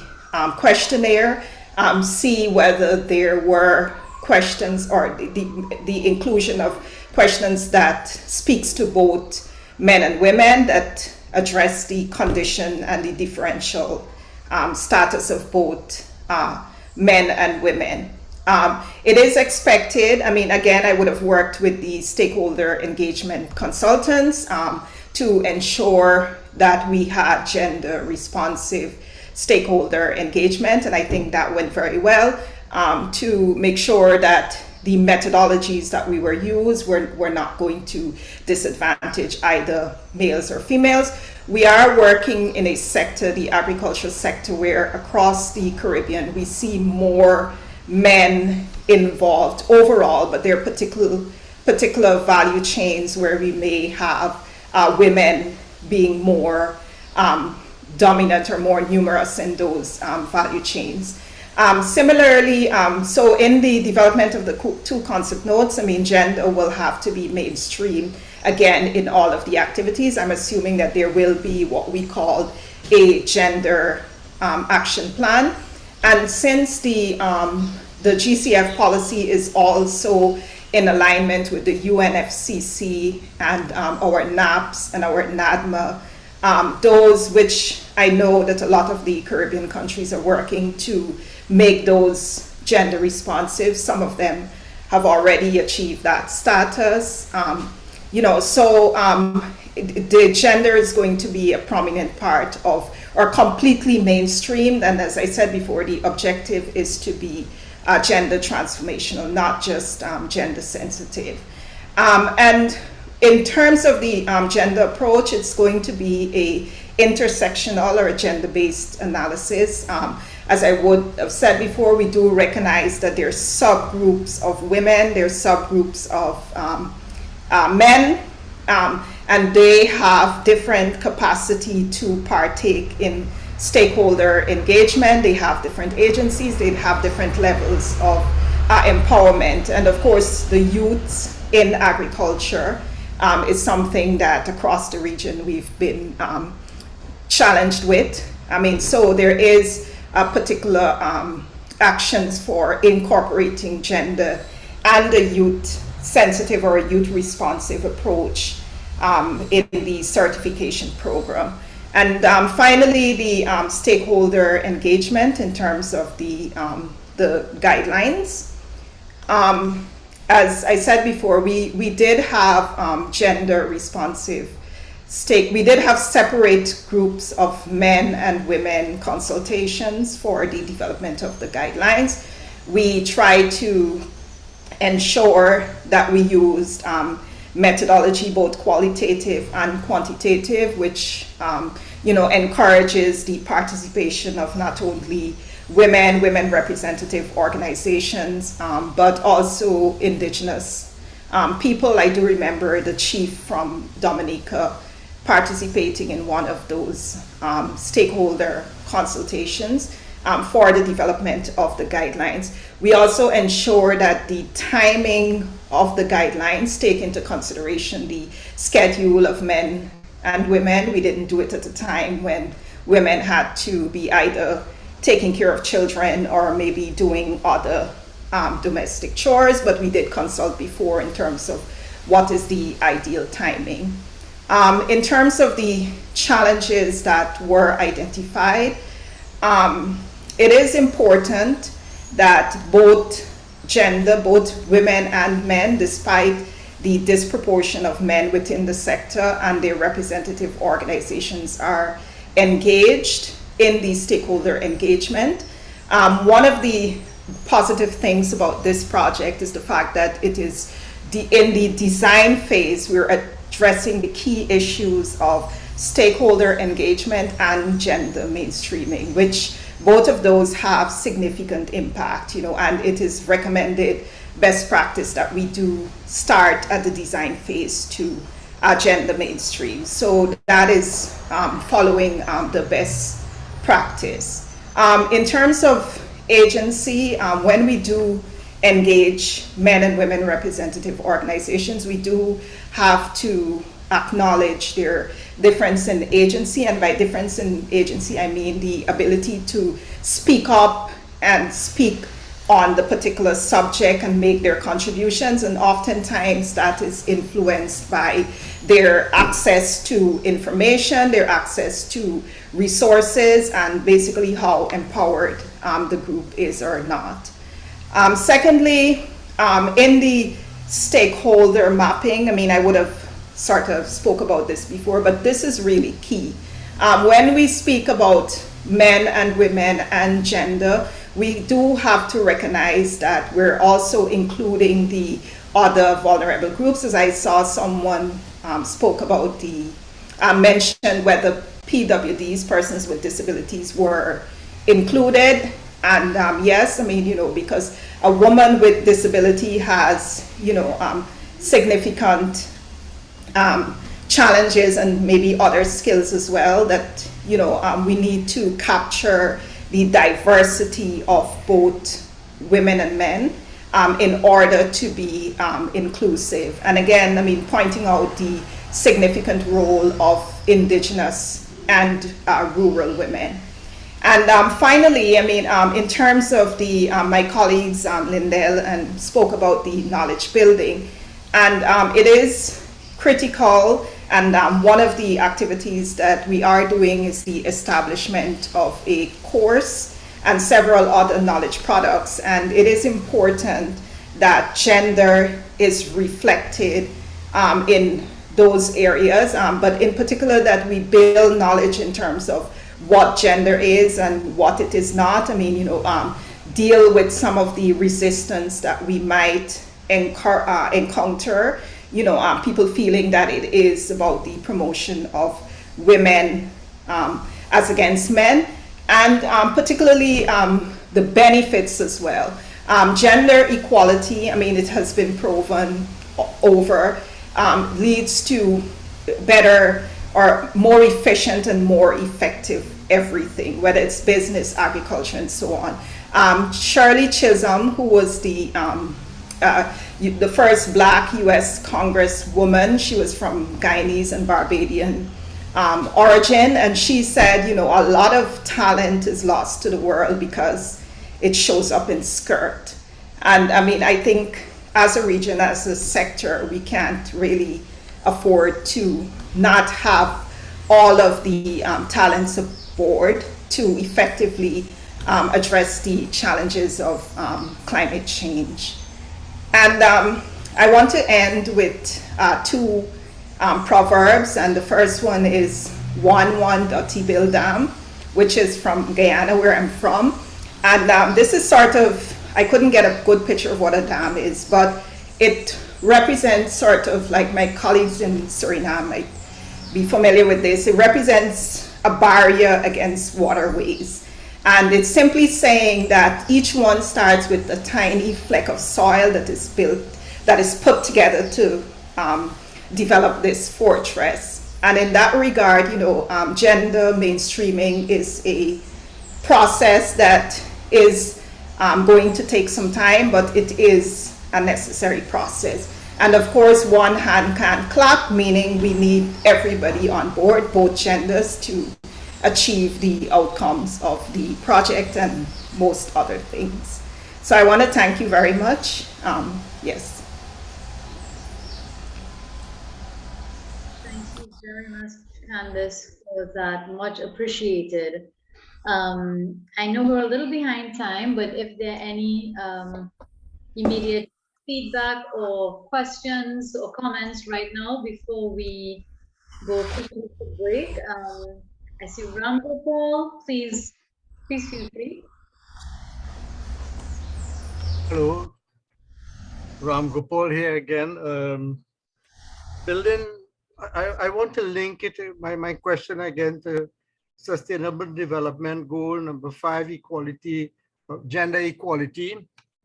And as you know, resilience, gender equality and empowerment of women and girls. Building resilience to climate change and developing sustainable agriculture hinges on land ownership. It would be interesting to note what percentage of women have titles of land and land rights to engage in agriculture, because women play an important part in agriculture, and we tend to look at them at the downstream of the value chain and not at the land ownership and production process, which is very important for sustainable agriculture and building resilience to climate change. Thank you. Thank you very much. And I do see a message. Yes, we would have shared all the presentations with the ICA office reps and the national coordinators, so they can send that to you as well. Okay, so I think right now, since we're a little behind, we will go to our break now. We are supposed to resume at 12, so maybe, is it okay then if we resume at 12:30, which is AST, Atlantic Standard Time? So basically in 40 minutes, that's 12:30 Atlantic Standard Time. So we take a 40-minute break. It will mean that we are about 15 minutes behind. I hope that's okay. And if you do have to leave, we do understand, but we would prefer if you stay with us for the duration. So we're going to break now. We're going to come back at 12:30 AST. Thank you for the email, and we'll see you soon. Please do not leave us. We will be right back. When we come back, we're going to go into our presentation on the national inventories, and then that's where we go into the breakout sessions, where each of you will be assigned to your country breakout room, and then that's a really, really critical part of this presentation. So do stay with us. 2 reminders: if you haven't already registered either via the link or on the actual registration form in the office or conference facility, please ensure to register. And then also, if you haven't filled out the pre-survey, I know we're halfway through, but please remember to fill out the survey either on the link provided or in your office. Nicalia? Yeah, we have a comment in the group from Sharon. She's indicating if we could go down to 30 minutes instead of the 40, if we could get agreement from the other countries, and if we could work with the 30 minutes. Yeah, half hour would mean we start then at 12:20 Atlantic Standard Time, if that's okay with everyone. So we try to keep to the schedule as much as possible. So we start back then at 12:20. This evening's session, we're now going to go into the national inventory. So we have our consultant, Diane Dormer, who would have, with the help of the national local coordinators, collected and collated the national inventories for each of the countries. And so she's going to share that with you now. And then after she does her presentation, we're going to go into the country level breakout rooms where you will be assigned to your country. And if you haven't already, please do indicate the name of your country by your display name on Zoom. So I think you just click on that 3 dots by your picture there, and it'll give you the option to rename. So just include the name of your country so that we know which group to assign you to. Just a little change in the agenda. This is going to go from 12:30 to 1:40 AST. And then we go to another session, which we had to cut just so that we can ensure that we are on time. So with that, I hand you over to Diane, who will give the presentation. And then Diane, when you've completed your presentation, then let us know when we can start assigning the breakout rooms. All right, Diane, over to you. Okay, it's still morning for me here in Jamaica. So good afternoon to everyone else. Are you seeing my screen? Yes, Diane, thank you. Okay. Okay, so we're going to talk about the national inventories and the process we are going to use today. So what is it? I was asked to define it because I think I heard Ebony spoke earlier about it. There's a stakeholder inventory. So this is more like a policy programs and project. It's a compendium of all the climate resilient or climate responsive practices that we would have implemented across the country. So it's like a stock taking of what is here and what can we do with it. The purpose of the inventories, regional and country level climate resilient agriculture stock take. It's to identify opportunities for upscaling. So where there are opportunities to expand. And as we heard earlier about the end game, which is the more medium term or short term goal is to define 2 multi-country proposal for the GCF under this. So this is to identify what opportunities are within the respective countries. Identify opportunities for increasing emission ambitions. So one of the objective of this project was to see how agriculture is now positioned in the NDCs and how we can better align it to assist with emission reductions at the country level and to position it for funding in a better light and more aligned with the goals of the NDC and of course the GCF funding mechanisms. And as said, GCF scoping. So the data collection process, the instrument was basically a collation of climate change enabling policies and plans ongoing agriculture initiatives across the country. So that was the basic purpose of the instrument. A review was done to add, to sort of pull out what are the climate responsive best management practices and what are some of the lessons we would have learned from implementing some of those actions. It doesn't have to be donor funded or anything like that. It just needs to be something that you have implemented that has the potential for future use. The NLCs would have populated with country-specific information. And today, the validation is about accuracy, gaps, and sources, needs alignment, and recommendations going forward. And the end game is to share, of course. And just for a little context, out of one of the product of this would have been of the overall project is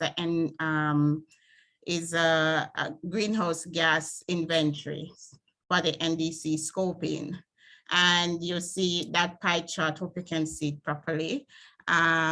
This is the categories of GHG emissions from agriculture and more so the production system. So this is not even the entire value chain. So this is the different categories of greenhouse gas that our production, our food systems are emitting locally and more on a country specific level.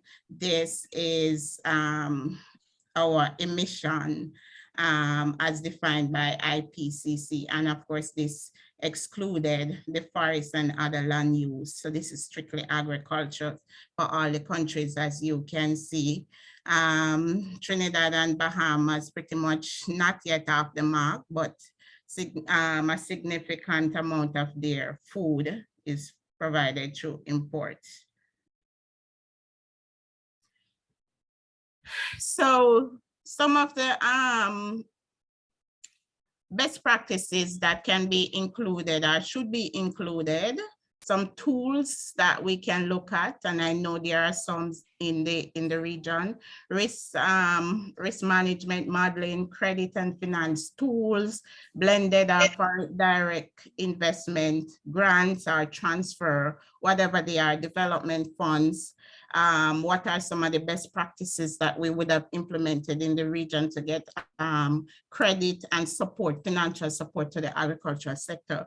Approaches, participatory advisory services, weather-based advisories, or climate services, whichever you call it, or agromet services, conservation agricultural practices, some technical capacity or sustainability, R&D, what's the extension service for CRA that are now existing, and even if there are opportunities to build out those, training suppliers that may be available, technologies and innovations, protected agriculture. I know a lot of countries are going into the protected agriculture, breeding for heat-tolerant crops and livestock, water management solutions, post-harvest technologies. And this is by no means an extensive, look at what are the approaches, but whatever you have to be discussed today,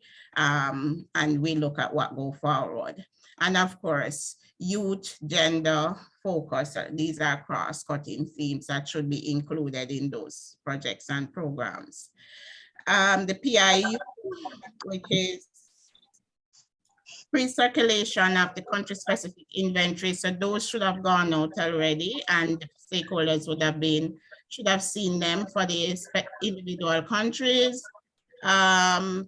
Overview of the data collection process, that's my role here, and the review of the inventories. The NLCs in the breakout room will take you through a review of what they have put together, and we have a specific feedback sheet to take your feedback throughout that session. I think we'll use 30 minutes for that. So this is a specific sheet we want to focus on today. So you would have gotten an entire Excel sheet for your countries, and they have a stakeholder inventory in them. They have the higher level policies and stuff. But today we want to focus on the granular level. What has been implemented in your country, and are there scope for expanding, are there scope for looking at these technologies, these CRA solutions in the upcoming project proposals? And I mean, it can serve as a reservoir for the future as you define other projects for other donor funding.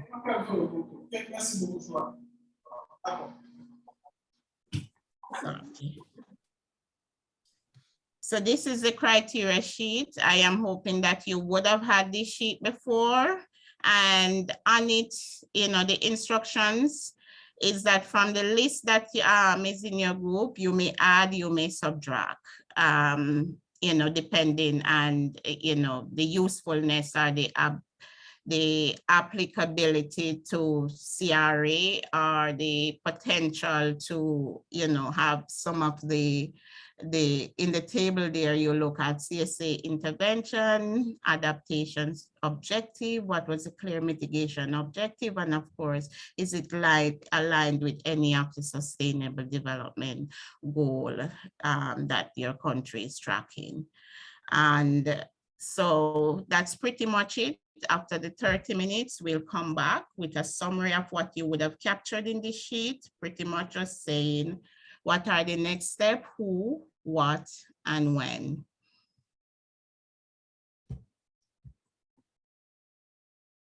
Should I stop share?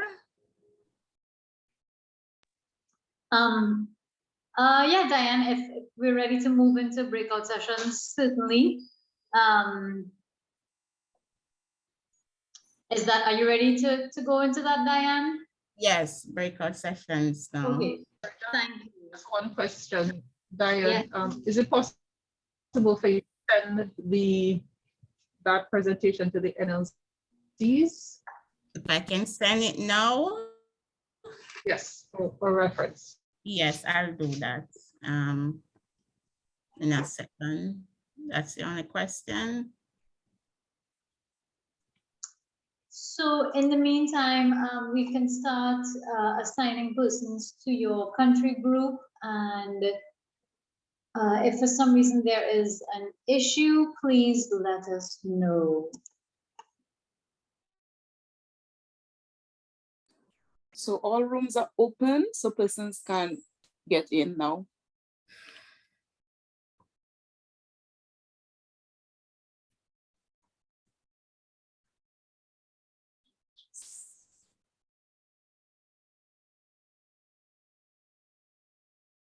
How do I join?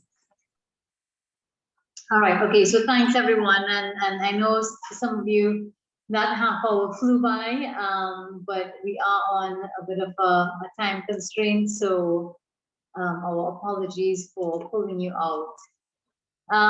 Okay, so Diane, I will then hand over back to you for some feedback from some of the countries. I don't know that, so this session is going to then end at 1:40, so which is in 25 minutes.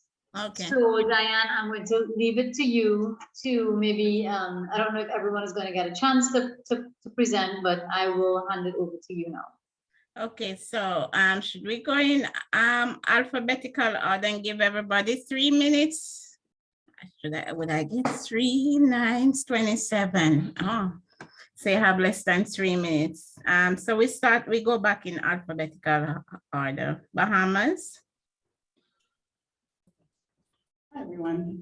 In our group, we went through our projects, inventory and updated statuses of those projects. Also through stakeholders, we're missing a few that can be added there. And we started with went through some of the synthesis questions to discuss where some of our gaps are, further gaps. And the biggest issue is not having a centralized place for data and things such as programs and efforts. We discussed, that there is this duplication going on here. So we recognize the need, echoing what Haiti had said earlier, for this central place where we can all kind of, as practitioners in the field, to see what everyone else is doing and help strengthen further efforts. So that's as far as we got until you all kicked us out of the breakout room. Okay. All right, thank you, Ebony. Belize.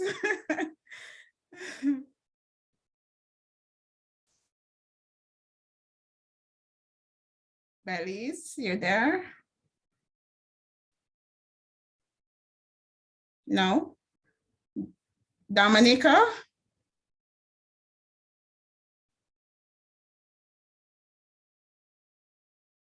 Sure, everyone is on this page.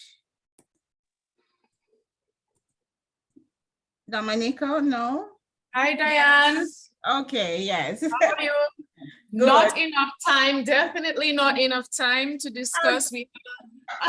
I understand we have constraints, but we had a very lively discussion, and we did discuss very important points in terms of sustainability co-benefits going forward for agriculture projects. So we're looking at the importance of capturing traditional knowledge and knowledge based on persons for the elderly and persons with disabilities as well. So we're saying that we need to capture and ensure that this types of information is easy to access and ensure that traditional knowledge is captured going forward for all agriculture projects. We didn't get very far in our projects because we have a lot of projects, but that I think is a very important and interesting gap that we noted, and in terms of designing projects going forward is something that we feel is very important. And also we are going to update the inventory because some of the information needs to be updated. So that was another point. Okay. And who comes after Dominica? The Saints? I think Belize is now ready, Okay. Diane. Belize, go ahead. Hi, Diane and everyone, Katya here. from our end, again, we didn't have enough time to even really get into the discussion. It was just starting to get nice and good. But similarly, we do need to update our inventory. There are a lot of new things coming on in the pipeline and things being upscaled from previous projects and whatnot. And we have some key stakeholders not with us today, who would be the persons who would be able to help with the validation of some of these projects that we have. So that is something we would have to look at, maybe doing more on one-on-one.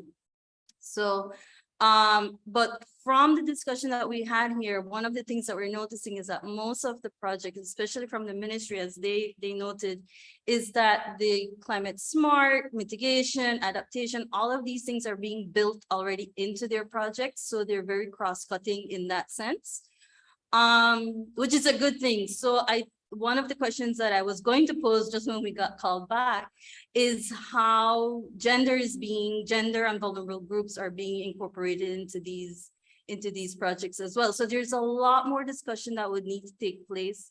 I'm very thankful for the stakeholders that are here today because they have a wealth of knowledge and experience with these types of projects and the work that they've been doing for a long time. So for us, there's that continuation that would need to take place. All right, thank you. St. Lucia, St. Kitts, who is ready? I see St. Kitts has their hand up. Okay.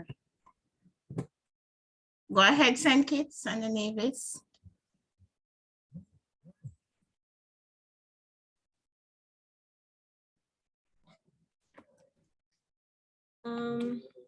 Hi, everyone.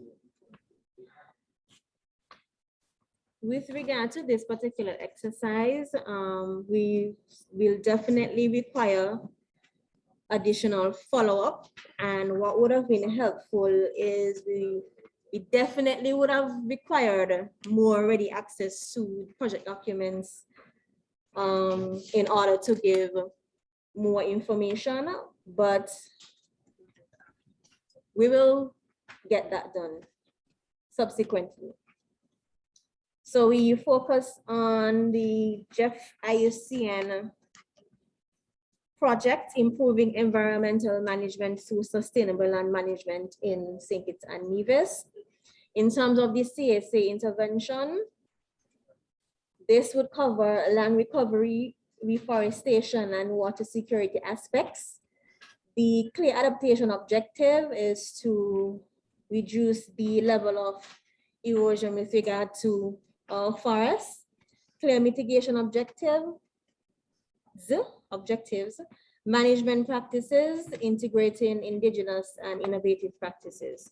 In terms of the sustainable development co-benefit, we just identified those SDGs which are related to this particular exercise, and they are number 2, 8, 11, 13, and 15. All right, thank you, St. Lucia. Oh, you're all together? Hi, good afternoon. We are not, St. Kitts is not finished as yet. Okay. Okay, as relates to one of the other projects, addressing the water energy nexus in the agricultural sector.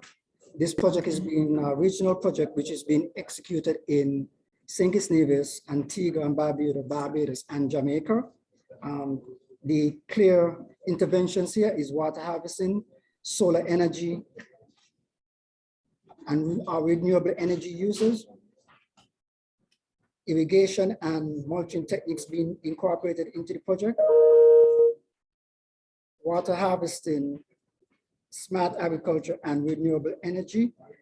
Being, the clear adaptation objectives are increase yields, increasing year-round production, and better crop management throughout. Clear mitigation, again, addressing the heat stress, the production levels, and the seasonality of the production. The sustainable development goals they are addressing are 1, 2, 6, 7, 11, and 13. Thank you. Thank you. We have 2 more. Just to complement what Ian just presented,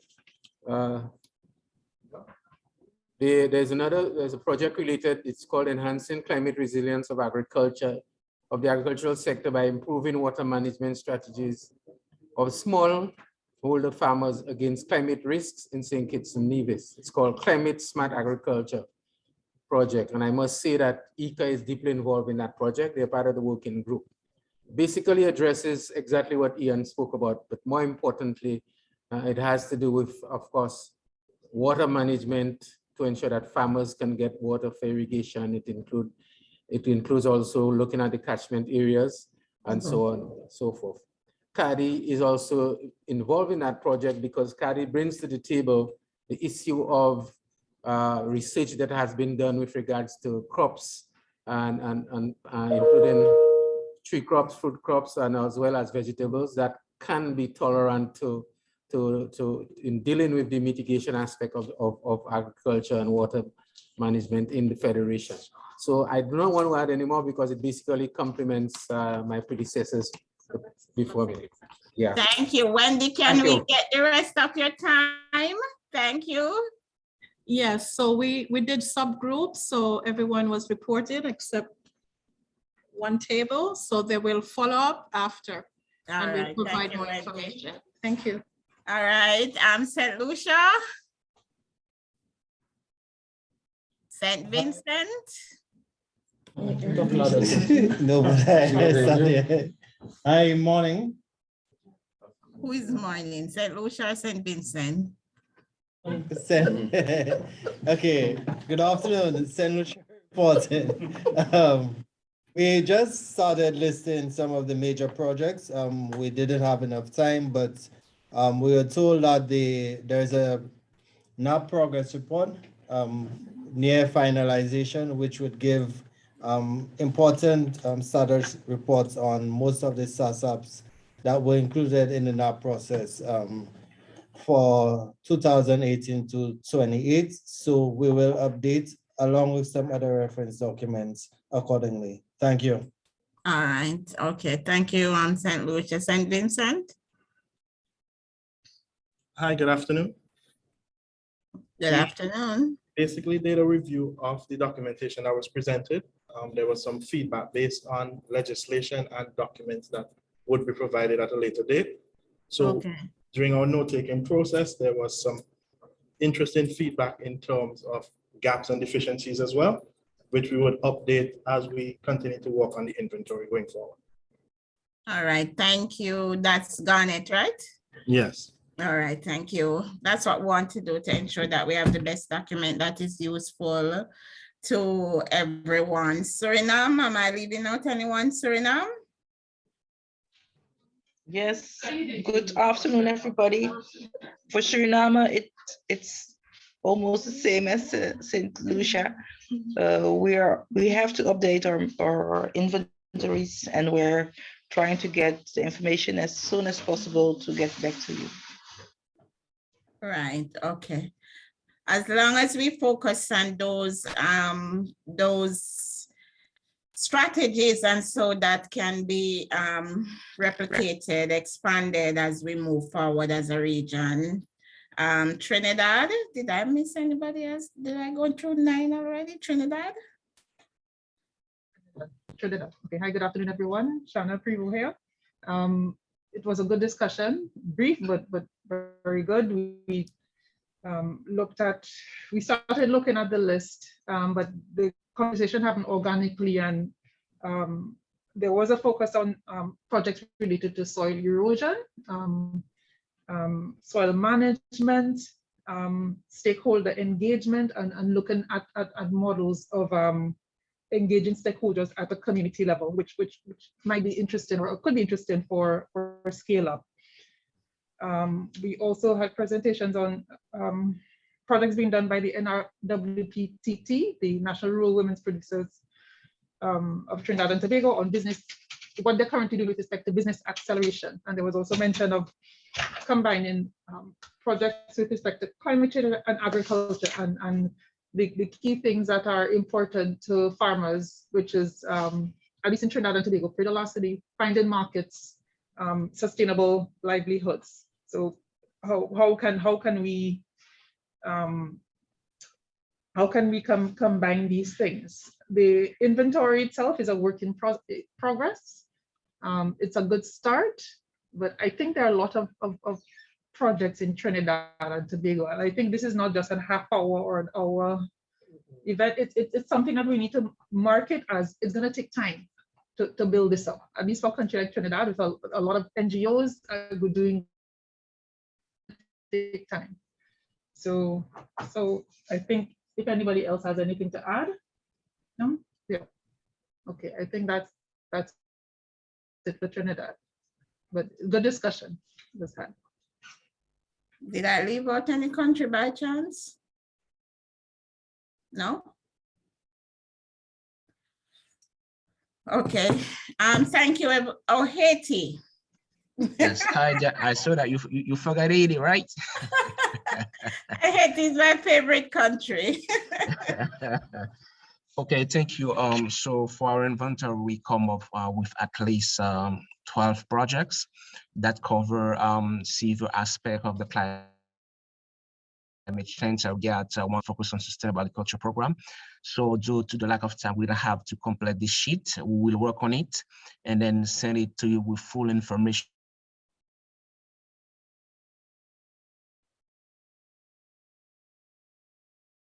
Yes, still speaking.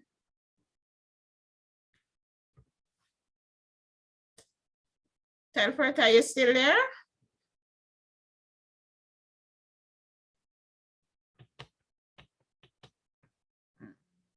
Not hearing. Think we lost Telford there for a minute. All right, thank you guys. I was in Trinidad. The discussion was very rich. I mean, I think we have now pretty much gained an understanding of the purpose of the document, why it's important to have it, because there's so much that is going on. We may seem like a small region, but we do have some capacity. And as somebody mentioned, the indigenous knowledge that can help us to maneuver our way out of this climate crisis, and especially its impact on our agriculture, food and nutrition security. You know, I mean, every day we hear of the numbers that are going up in terms of food security and nutrition security, that we as a region, you know, is at the deeper end of feeling the nutrition and food poverty. So this document will only help us to look at our technologies, our methods, and so that we can improve on, and that can help us. And I'm glad everybody feel the same way. That is something that they need to work on, need to complete, and so that we have that reservoir of information across the region that we can share amongst each other. Thanks.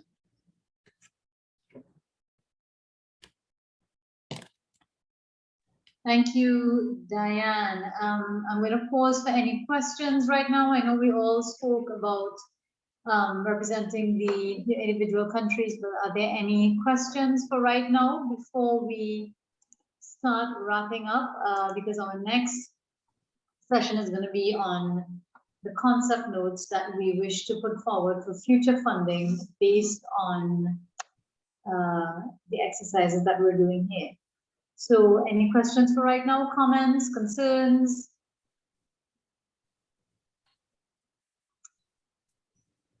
Okay, so thank you for that. And we go to our next portion here, which is our concept notes. So just a reminder to kind of, you know, again, put things in context.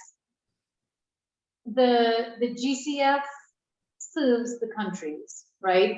So and this is just kind of like everyone, or remind everyone know how it works, and you know, just to kind of contextualize and make something clear here, that the GCF serves the countries. So each country decides what it wants to prioritize in terms of projects that they would like funded. So as of right now, many countries are actually in the process of developing their country program for the GCF.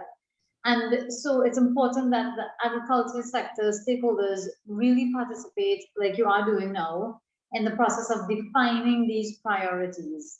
And this is very important because once these are defined and your priorities are really brought to the front, and the sector then, the ag sector in the Caribbean will have access to, or can gain access to technical and financial resources to really prioritize and respond to those needs and priorities. So, you know, just to kind of remind you guys that the GCF actually serves the country. So processes and consultations and events like this help to prioritize the projects that you and your country need funding for. And then we take that information, we then put it towards the concept notes, which Nikhila is going to speak about. And then this goes forward for the GCF so that we can get funding and technical support to prioritize these projects that you would have brought to the forefront. So, you know, please don't think that this is just another engagement and where is this going to go? This is actually going to go, what we're doing here, this process goes towards, you know, one of the steps is to make known what priorities your country needs assistance with.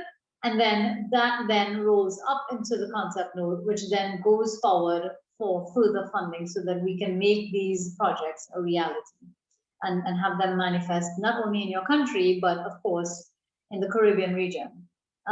So I just wanted to kind of remind you of that.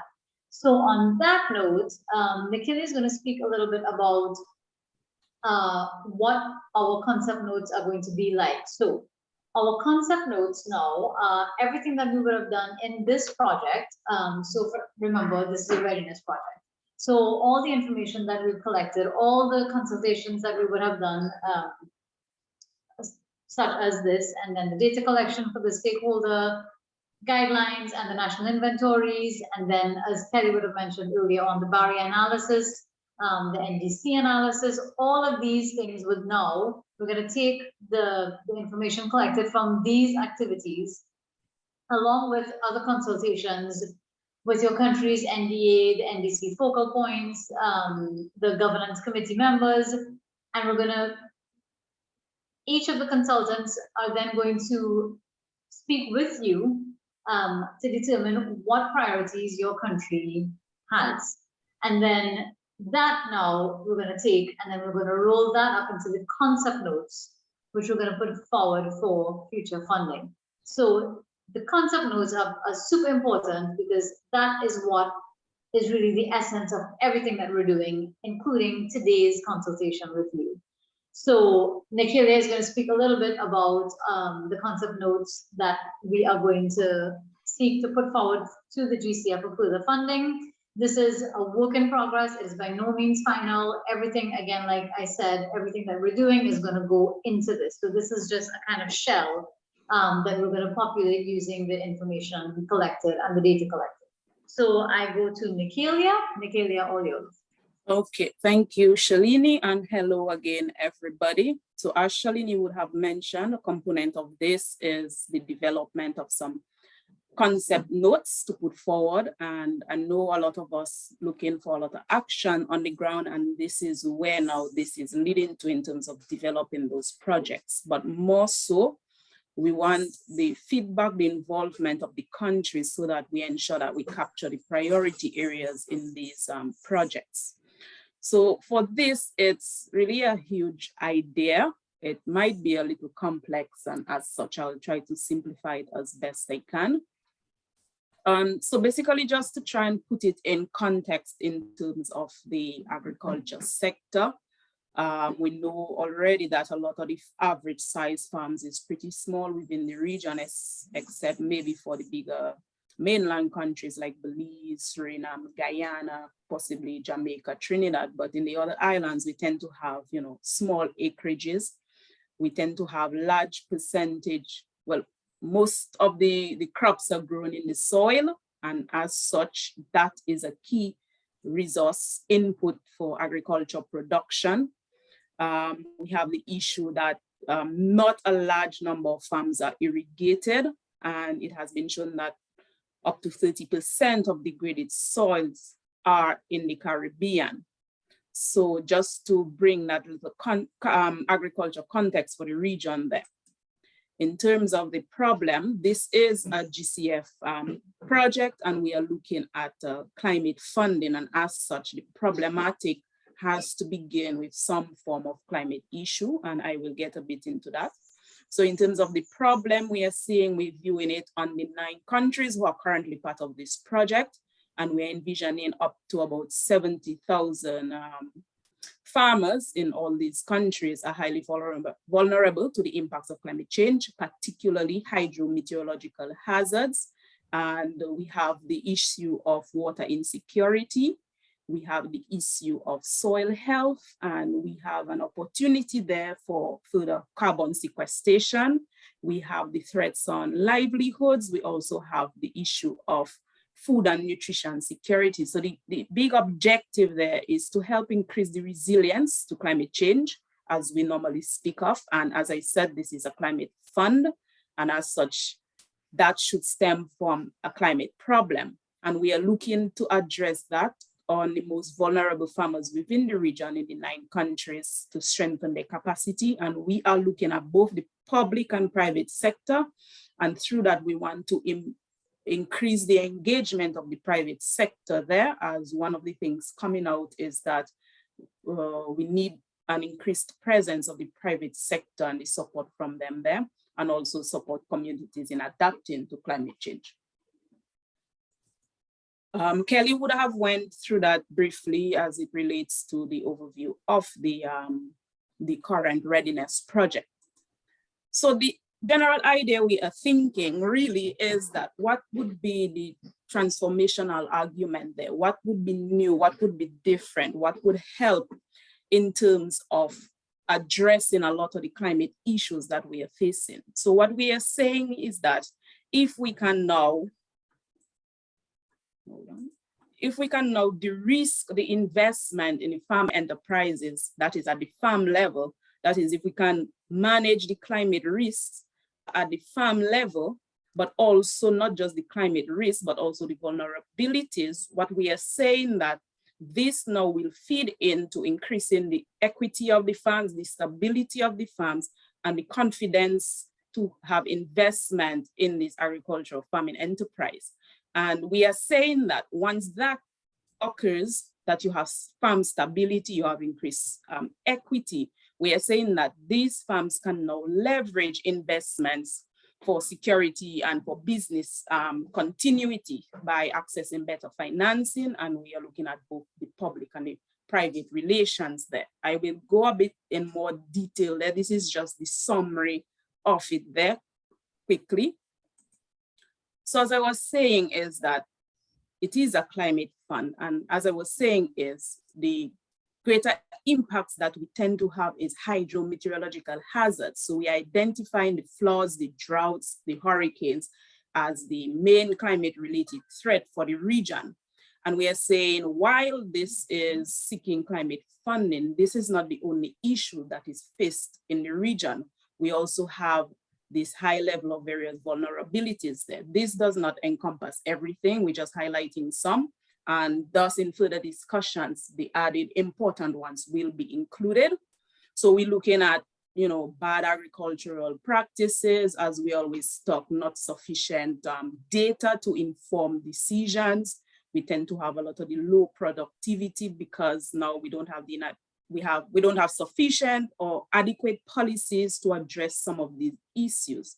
And what we are saying there, in combination with the climate related threats, with vulnerability, what we are now saying is that persons that are exposed are within these 9 countries who are currently part of this project, the 70,000 farmers and about an average of 505,000 hectares of agricultural land under production, right? So these numbers we can look at a bit more closely to get a better representation there. But what we are saying in essence, and from what we have been seeing coming out of the results of this current readiness project, is that the main areas requiring great attention is water and soil management, which are the key production inputs in the region. So what we are saying there, which is the step one, if we follow these three main concepts to help de-risk our threats, then what we are saying that these can now help increase the equity and the stability of the farm enterprises and allow them now to leverage for this business continuity and in terms of better access to financial resources, having better marketing relations and opportunities, the opportunity for contract farming, increasing export, and even accessing, the carbon market. And, when you have a stable enterprise, a good brand, then you will get better investments or better opportunities for investments there. So in terms of the three main steps we are thinking of in terms of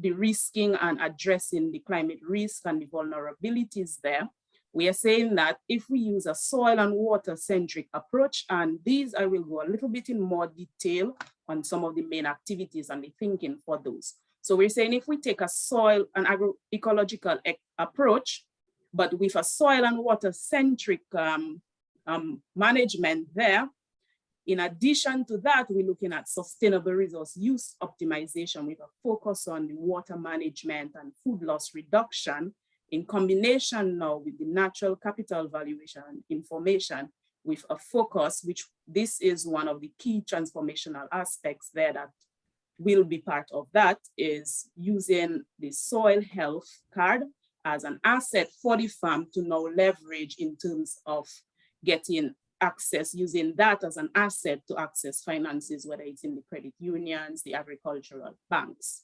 So in a nutshell, this is the general idea there. So I will just go into it in a bit more detail. So in terms of the agroecological component to address the de-risking, which is the water management and the soil management, what we are saying that these now will be informed by the climate information systems, agroecological zoning, and some of the main activities we are seeking under the soil management is looking at the development of a climate resilient soil health policy. And this will be one of the transformational areas there in terms of bringing that in. One of the key areas coming out of the readiness information and coming out is that we need to also take a closer look, not just fertilization, but more so the use of the nitrogenous fertilizers. This has come out as a key issue in the region, and it is something that we need to take a closer look at. And of course, we will look at the various required soil conservation measures, and as well as going into the agrochemicals, how we can reduce the use of those as it relates to, pollution and GHG gases and so on.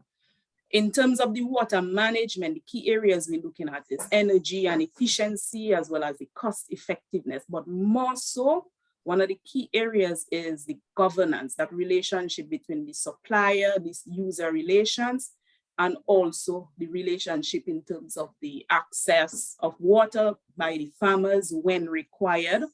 We're looking at the water smart agriculture and on-farm technologies that could be affordable, accessible to the farmers, because the key areas, as I would have mentioned, is water and the soil management are what are the key areas that have come out requiring added attention there. In terms of the sustainable resource use optimization, we want to focus on food loss management as it relates to the quantity, both quantity and quality. So we want to look at the harvesting and post-harvesting actions there to help reduce on food loss. Also, we want to look at method of storage, how you store to increase this shelf life of the produce, and also take into consideration agro-processing, Also, we want to look at packaging, how we can reduce on those plastics and those sorts of packaging material that is not in line in terms of, how do we put it, pollution and sustainable agriculture. So in terms of the waste management, again, one of the transformational areas we are looking into is having that waste audit, so we are able to identify at the various levels of the agri-food system where that inefficiency is and how we can now address that to help reduce, minimize our waste. Also, one of the ideas that we have is this meal, and I will get to that towards the end, is how now we can develop this sort of business opportunity where we change the waste into useful input or some useful business within the system. In terms of the natural capital, the key areas for us there is the health scorecard. And the idea of the health scorecard is using that now as an asset. So the farmers will do measurement of the soil health, mapping of the soil health, and have these data information systems. And we can have also have this valuation system for soil health. And what we want, the idea behind that is how we now can use a farmer's soil health card as an asset for him to access finances for the credit unions. And so that is one of the key paradigm shifts for us there, is how we now can put in this climate index as part of the financial portfolio of the, similar to how IDB would be doing, how we can include that now with the financial institutions so that the farmers themselves can use that as a leverage now to access funding for the enterprises. So just to put it a little more simply, so what we are in essence, we are saying is that if we, through these three agroecological, sustainable resource use optimization, natural capital valuation, through these three approaches, if we can use that to de-risk or to manage the climate risk, the vulnerabilities there, then we are saying that this now will feed into increasing the equity and the stability of the farm enterprises, for which now they can use that now to leverage for business continuity, access to financial resources, and building their brand, making them more suitable for investment opportunities there, potentially for increasing exports and so on. So this is the general thinking there. In terms of the leveraging for business, I'll just go through it a bit. We don't have it too much in detail. So as I was saying, in terms of accessing the leveraging finance, I was saying that we use the soil health card as part of the loan criteria. And so you as a farmer, we would have to develop these indices. And then you as a farmer, once you fall within the particular range of good health, your farm is of good quality to produce X amount or continuously producing crops, then you now can use that to leverage yourself, your farm, your enterprise to access. So that is one of the key transformational areas, is how do we now bring in that whole climate index as part of the financial portfolio there. So these are some areas we need some added thinking, probably added discussion to see how we can do those sort of things there. In terms of the opportunities for investment, one of the key areas, as I mentioned, we want to have greater involvement of the private sector. But for this component, we are looking at both private and public sector. And this area focuses more on the waste to resource, how we now can, because a lot of waste is being produced, both through food loss, both through post-harvesting, after cultivation, those sorts of things. We do have a lot of food waste after persons would have purchased it along the agri-food system. And so there is a business opportunity there now. And I will go into the meal it sounds like food. I will just give a little explanation of the idea behind that. So creating that business opportunity where we change waste into resources and keep it within the system there. So the meal, while it sounds as food, the idea there is a mobile exchange agri-produce link. And in essence, it is more of a subscription-based service where you would collect food scraps and you turn that into the agricultural produce or the input and to grow our own sustainable agriculture system. And what we are saying is that once you are part of the system, there is the opportunity for some form of discount. So say, for example, if you put in your waste into the system to the farmer to reuse on his farm, then you have the opportunity that when you buy back through the system, to receive some form of discount because you know putting in your waste there. And same with the farmer, he is using the waste there, and thus when you're selling your produce, you could get, you know, an increased an incentive or something for that sort for being in that system there. So this is just the general thinking of it. So just to get a bit more there. So basically, if you are one of these farmers there, the contract farmer, you are part of the whole subscription, but you will also have persons who will not be part, but however, they are the ones the farmers would buy back from, and also you'll get that incentive for putting in your waste into the system.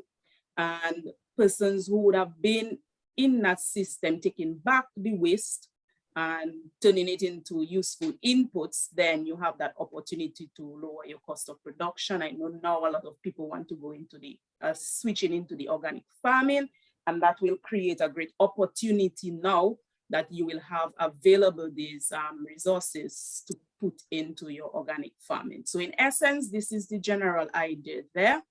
And what we are saying, it is an opportunity to have both the public and private sector in this system.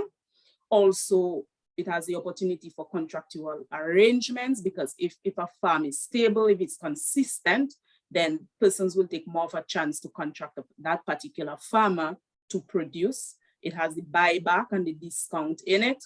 It also, in terms of food, you can trust and lead to some behavioral change as it relates to the type of food we eat, because we'll be collecting, this system will allow for the tracing of your food, the collecting of the information there, and as such, you will get a better idea of where your food is coming from, how it is being produced. And at the same time, it will allow us for various data collection as it relates to carbon sequestration and other farming activities, and the whole idea of the climate adaptation. Just some light stuff there in terms of the key objectives. We are looking at it helping in terms of economic sustainability and opportunities, business opportunities there, strengthening the women in leadership there as well. There will be increased roles for women in that there. Bringing that in, we have a greater opportunity to have chemical-free produce and products, the opportunity to sequester even more carbon, rekindle community pride, and it has this whole social aspect to it. So these are the key things, key thinking there. So just to bring it all together, I hope I have not confused anybody too much. It is really a general idea where we try to bring in the whole idea that the main impacts in terms of the climate is hydrometeorological hazards, but also not forgetting all the vulnerabilities that exist there, and the de-risking that now, and with the focus on water, looking the main transformational area would be developing that climate smart health policy, and also bringing in that whole meal system, and where you could use now your soil health card as a leverage to access business opportunities there. So these are that was the general thinking that we have, and we just wanted to share that with you. It definitely does not include everything. And as such, this is where now the discussion will open with the countries to ensure that we now capture the key areas of importance and of priority for them. So with that, I say thank you very much. Thank you very much, Nikhilya. I pause for any reactions, comments, and once again, this is not set in stone. This is a shell that we are hoping to fill in, tweak, based on your feedback. And of course, this is going to fully flesh this out. We do have a consultant on board, and it's going to take some rounds of consultations with each of the countries, stakeholders in each of the countries, to ensure that we capture all the priorities, not just per country, but in terms of the Caribbean region as a whole. So would anyone care to volunteer some feedback? Or I see a question, has the meal concept been introduced or modeled anywhere in the region? Nikhilya? Not at the moment, it has not. It is an idea that we have had for a little while, and we thought that this is an opportunity now to rope it in there. So this is one of the key transformational and paradigm shifts there for us in terms of bringing it into this GCF projects. And then also a reminder that what we did in the early session this morning of the stakeholder guidelines validation, that is going to then feed into how we engage with stakeholders for this project and of course other projects. So like we said, it's living, breathing reporting and guidelines here. Anyone else? Thank you, Alet. Alet made a comment there, so thank you very much for that. It's a work in progress. Yes, Shalini. Hi, Shalini. This is Shannon from CCRAF. What about stakeholders? Sorry. Shanna, I can hear you. Yes, okay, we have a comment. We have a comment from one of our stakeholders. Yes, please. As a representative. Yeah. Can hear me? Yes, we can hear you, Richard, I think. Yes, wonderful. So as we touched on the waste collection, what we are interested in doing is culturing black soldier flies for their larvae and also their compost, right? And that mobile collection that you're talking about just now is very key to what it is we want to do, because that would take care of the waste, you know, and also one of the byproducts of the black soldier fly is water, you know, so we are really looking to go in that direction, and we'll be looking for some assistance in it also, especially with the logistics of collecting the waste. Thank you, Richard. Appreciate that. Hello? Yes, we can hear you, Shanna. We heard him. I think there's a... Oh, can you hear me then? There's a delay, sorry. Yes, so Shanna, we heard Richard's comment and it is duly noted. I hope you can hear me. And then I think yes, we can hear you. Thank you. Okay, excellent. And then Mr. Dorlan Curtis. Yeah, how you doing? So my name is Dolan from the Bahamas. So I like the concept note. Some things that we're also trying to do. So I guess because in our country particularly, and I think the Bahamas delegation can probably chime in better than I do, but from a municipal level, so I operate in an island that's about 3 miles long and 1 mile wide. So you would think it is very easy to capture food waste, but how would we intercept that with, like, I guess, the municipal collection? Because I think for some countries, I know I think our real property tax actually goes into public collection of food waste, or well, solid waste in general. So I don't know if there's any synergies to kind of help to enhance that current system, especially with the logistics of, we have a single stream waste collection in the Bahamas. So I'm just trying to see if there are ways to strategize around that with the region, if you all have similar things where they may not be segregation programs at the source for getting food waste out of the municipal waste stream. Yeah. great input there, Dorlan. As this is a concept, I think that is where now we require that engagement with the project countries to get some feedback, to get some better understanding of how things work in the countries, as we will know operate a bit differently. And so I think to further develop this, one of the critical areas now is to bring in the stakeholders from these countries to provide that input there so we can capture what is of priority for them and what can work, what is possible. Thank you. And I guess a follow-up as sorry. No, that's okay. Thank you, Dorlan. Will it be possible to then email the follow-up question to us so that we can ensure that we do take into account your feedback and then answer any questions you may have? Dorlan, thank you. And the St. Lucia delegation, and then Mr. Ramgopal. So St. Lucia delegation. Afternoon, everybody. Dean Afril here. Just quickly, thanks, Nikki, for the presentation. I like the level of analysis that went into, developing a strategic model that can lead to us sort of incentivizing best practices in agriculture.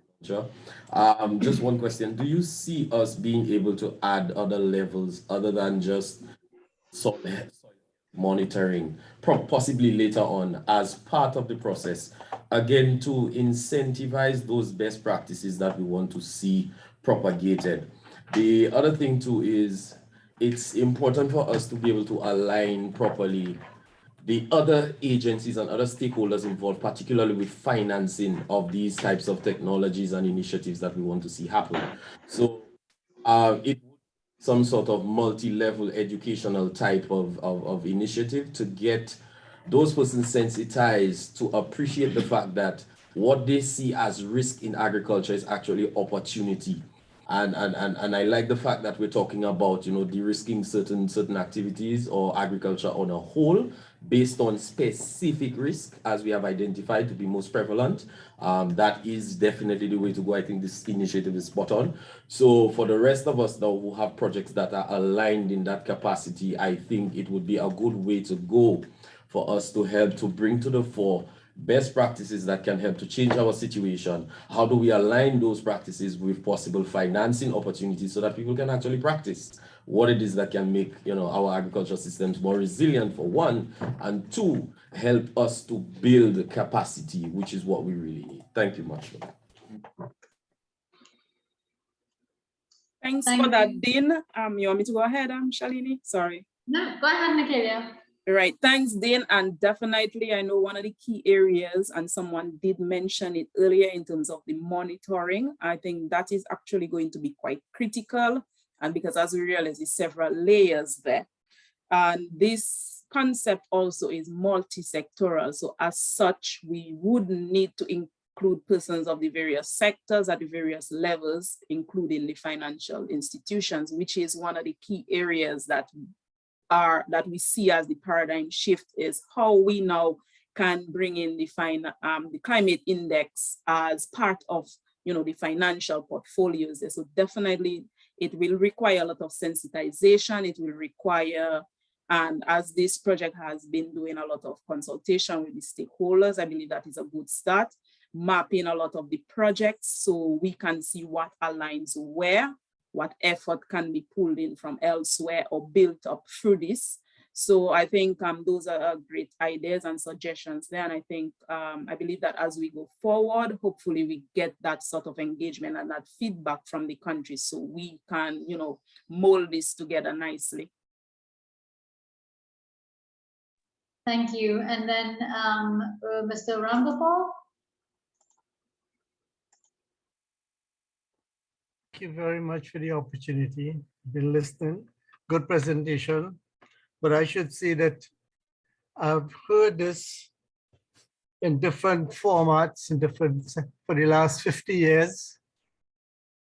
And I'm hearing it today again, and I'm a bit distressed. I'm not seeing the role. And to add to that, 75 years ago, Hugh Bennett said, take care of the land and the land will take care of you.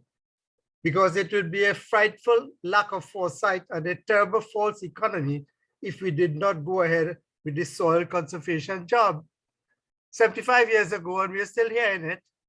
And I'm not seeing the role, there are big gaps. I'm not seeing the role of the extension officers. There's so much that the farmer has to do. The farmer has to talk about finance, and the farmer has to test the soil and whatnot. But we have an aging population in farming.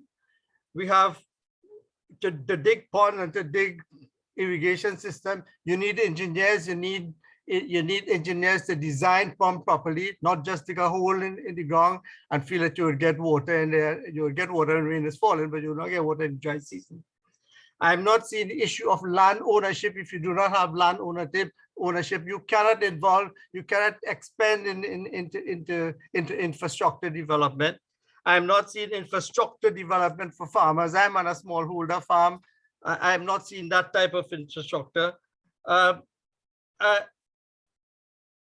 a bit confused now at the end of it, that where's the role of, over these number of years, do you have models that we can use? I have not seen any successful case study being presented. I don't want to talk about mine, but let us see what we have done over the years. It's okay, more than 4 hours I'm sitting here, and I wish to be motivated, honestly. I wish to see something positive, that all this money spent, all these consultants and everything there, we're still 75 years. I understand where you're coming from. I graduated in 71, and I'm still here in this thing. I understand where you're coming from. I'm frustrated. Being a farmer, I'm sure we do understand that plight. As you know, there are challenges, there are the political will there is a lot of challenges that we have to overcome. And I mean, we are trying our best to go through those things. And that is where now we are looking now to have that greater engagement of the stakeholders there. We have been looking at that over the years. We're still looking at it.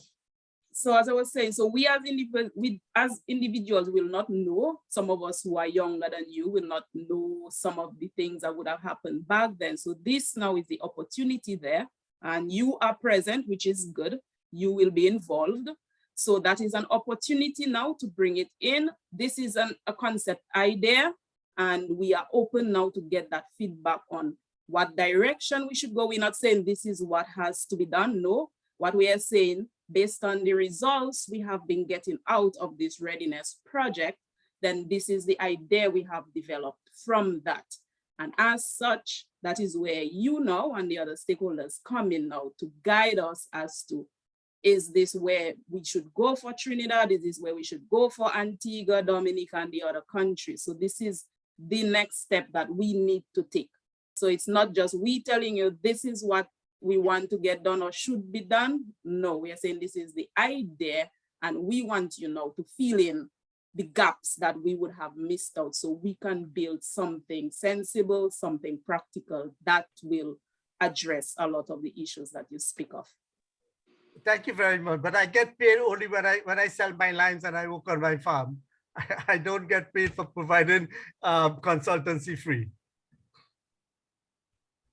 Thank you, Mr. Ramgopal. Thank you, Nikhilya. And like we've said, we want to ensure that the link is made between the funding projects and these processes, and the link is made from that to the farmers on the ground. So it's very, very important that we continue to make that link and help everyone understand that this is not a tokenistic, or it's not by any means a political or policy-based consultation process. The whole idea is so that it filters through each of the levels in the ag sector. And again, like Nikhilya mentioned, sorry, that this is just a draft idea, and there will be several rounds of consultations to get this very feedback in terms of what has worked or what hasn't worked, and taking into account what has been done in the past, what has not been done, and then moving forward with that. So this is by no means a top-down delivery of this is what is happening. So views and perspectives like that are very important. And so with that, we are just a couple minutes behind, but with that, I would like to thank you very much for your participation, for your collaboration, and to let you know that certainly, of course, as we've been saying, this will go a long way in helping not only this project, but future projects, which are geared towards prioritizing your needs. And again, the GCF serves the countries. So with that, I thank you all very much. And the facilitators, you would have received an email. So please ensure everyone has registered and completed the post survey. I hope you can hear me here. Ensure everyone is registered and completed the post surveys, and then send that to us as well as the notes from your sessions. If there are any closing remarks, feel free to air them now. If not, do know that this is not just a one-off consultation, but we will continue to engage you as we move forward. A big thank you once again, everyone. Please feel free to stay back in the offices or online. I'm not sure if we can have the session open for a few more minutes. Please do feel free to communicate, network, and we will keep in touch very soon. Thank you, everyone, again, and have a great evening.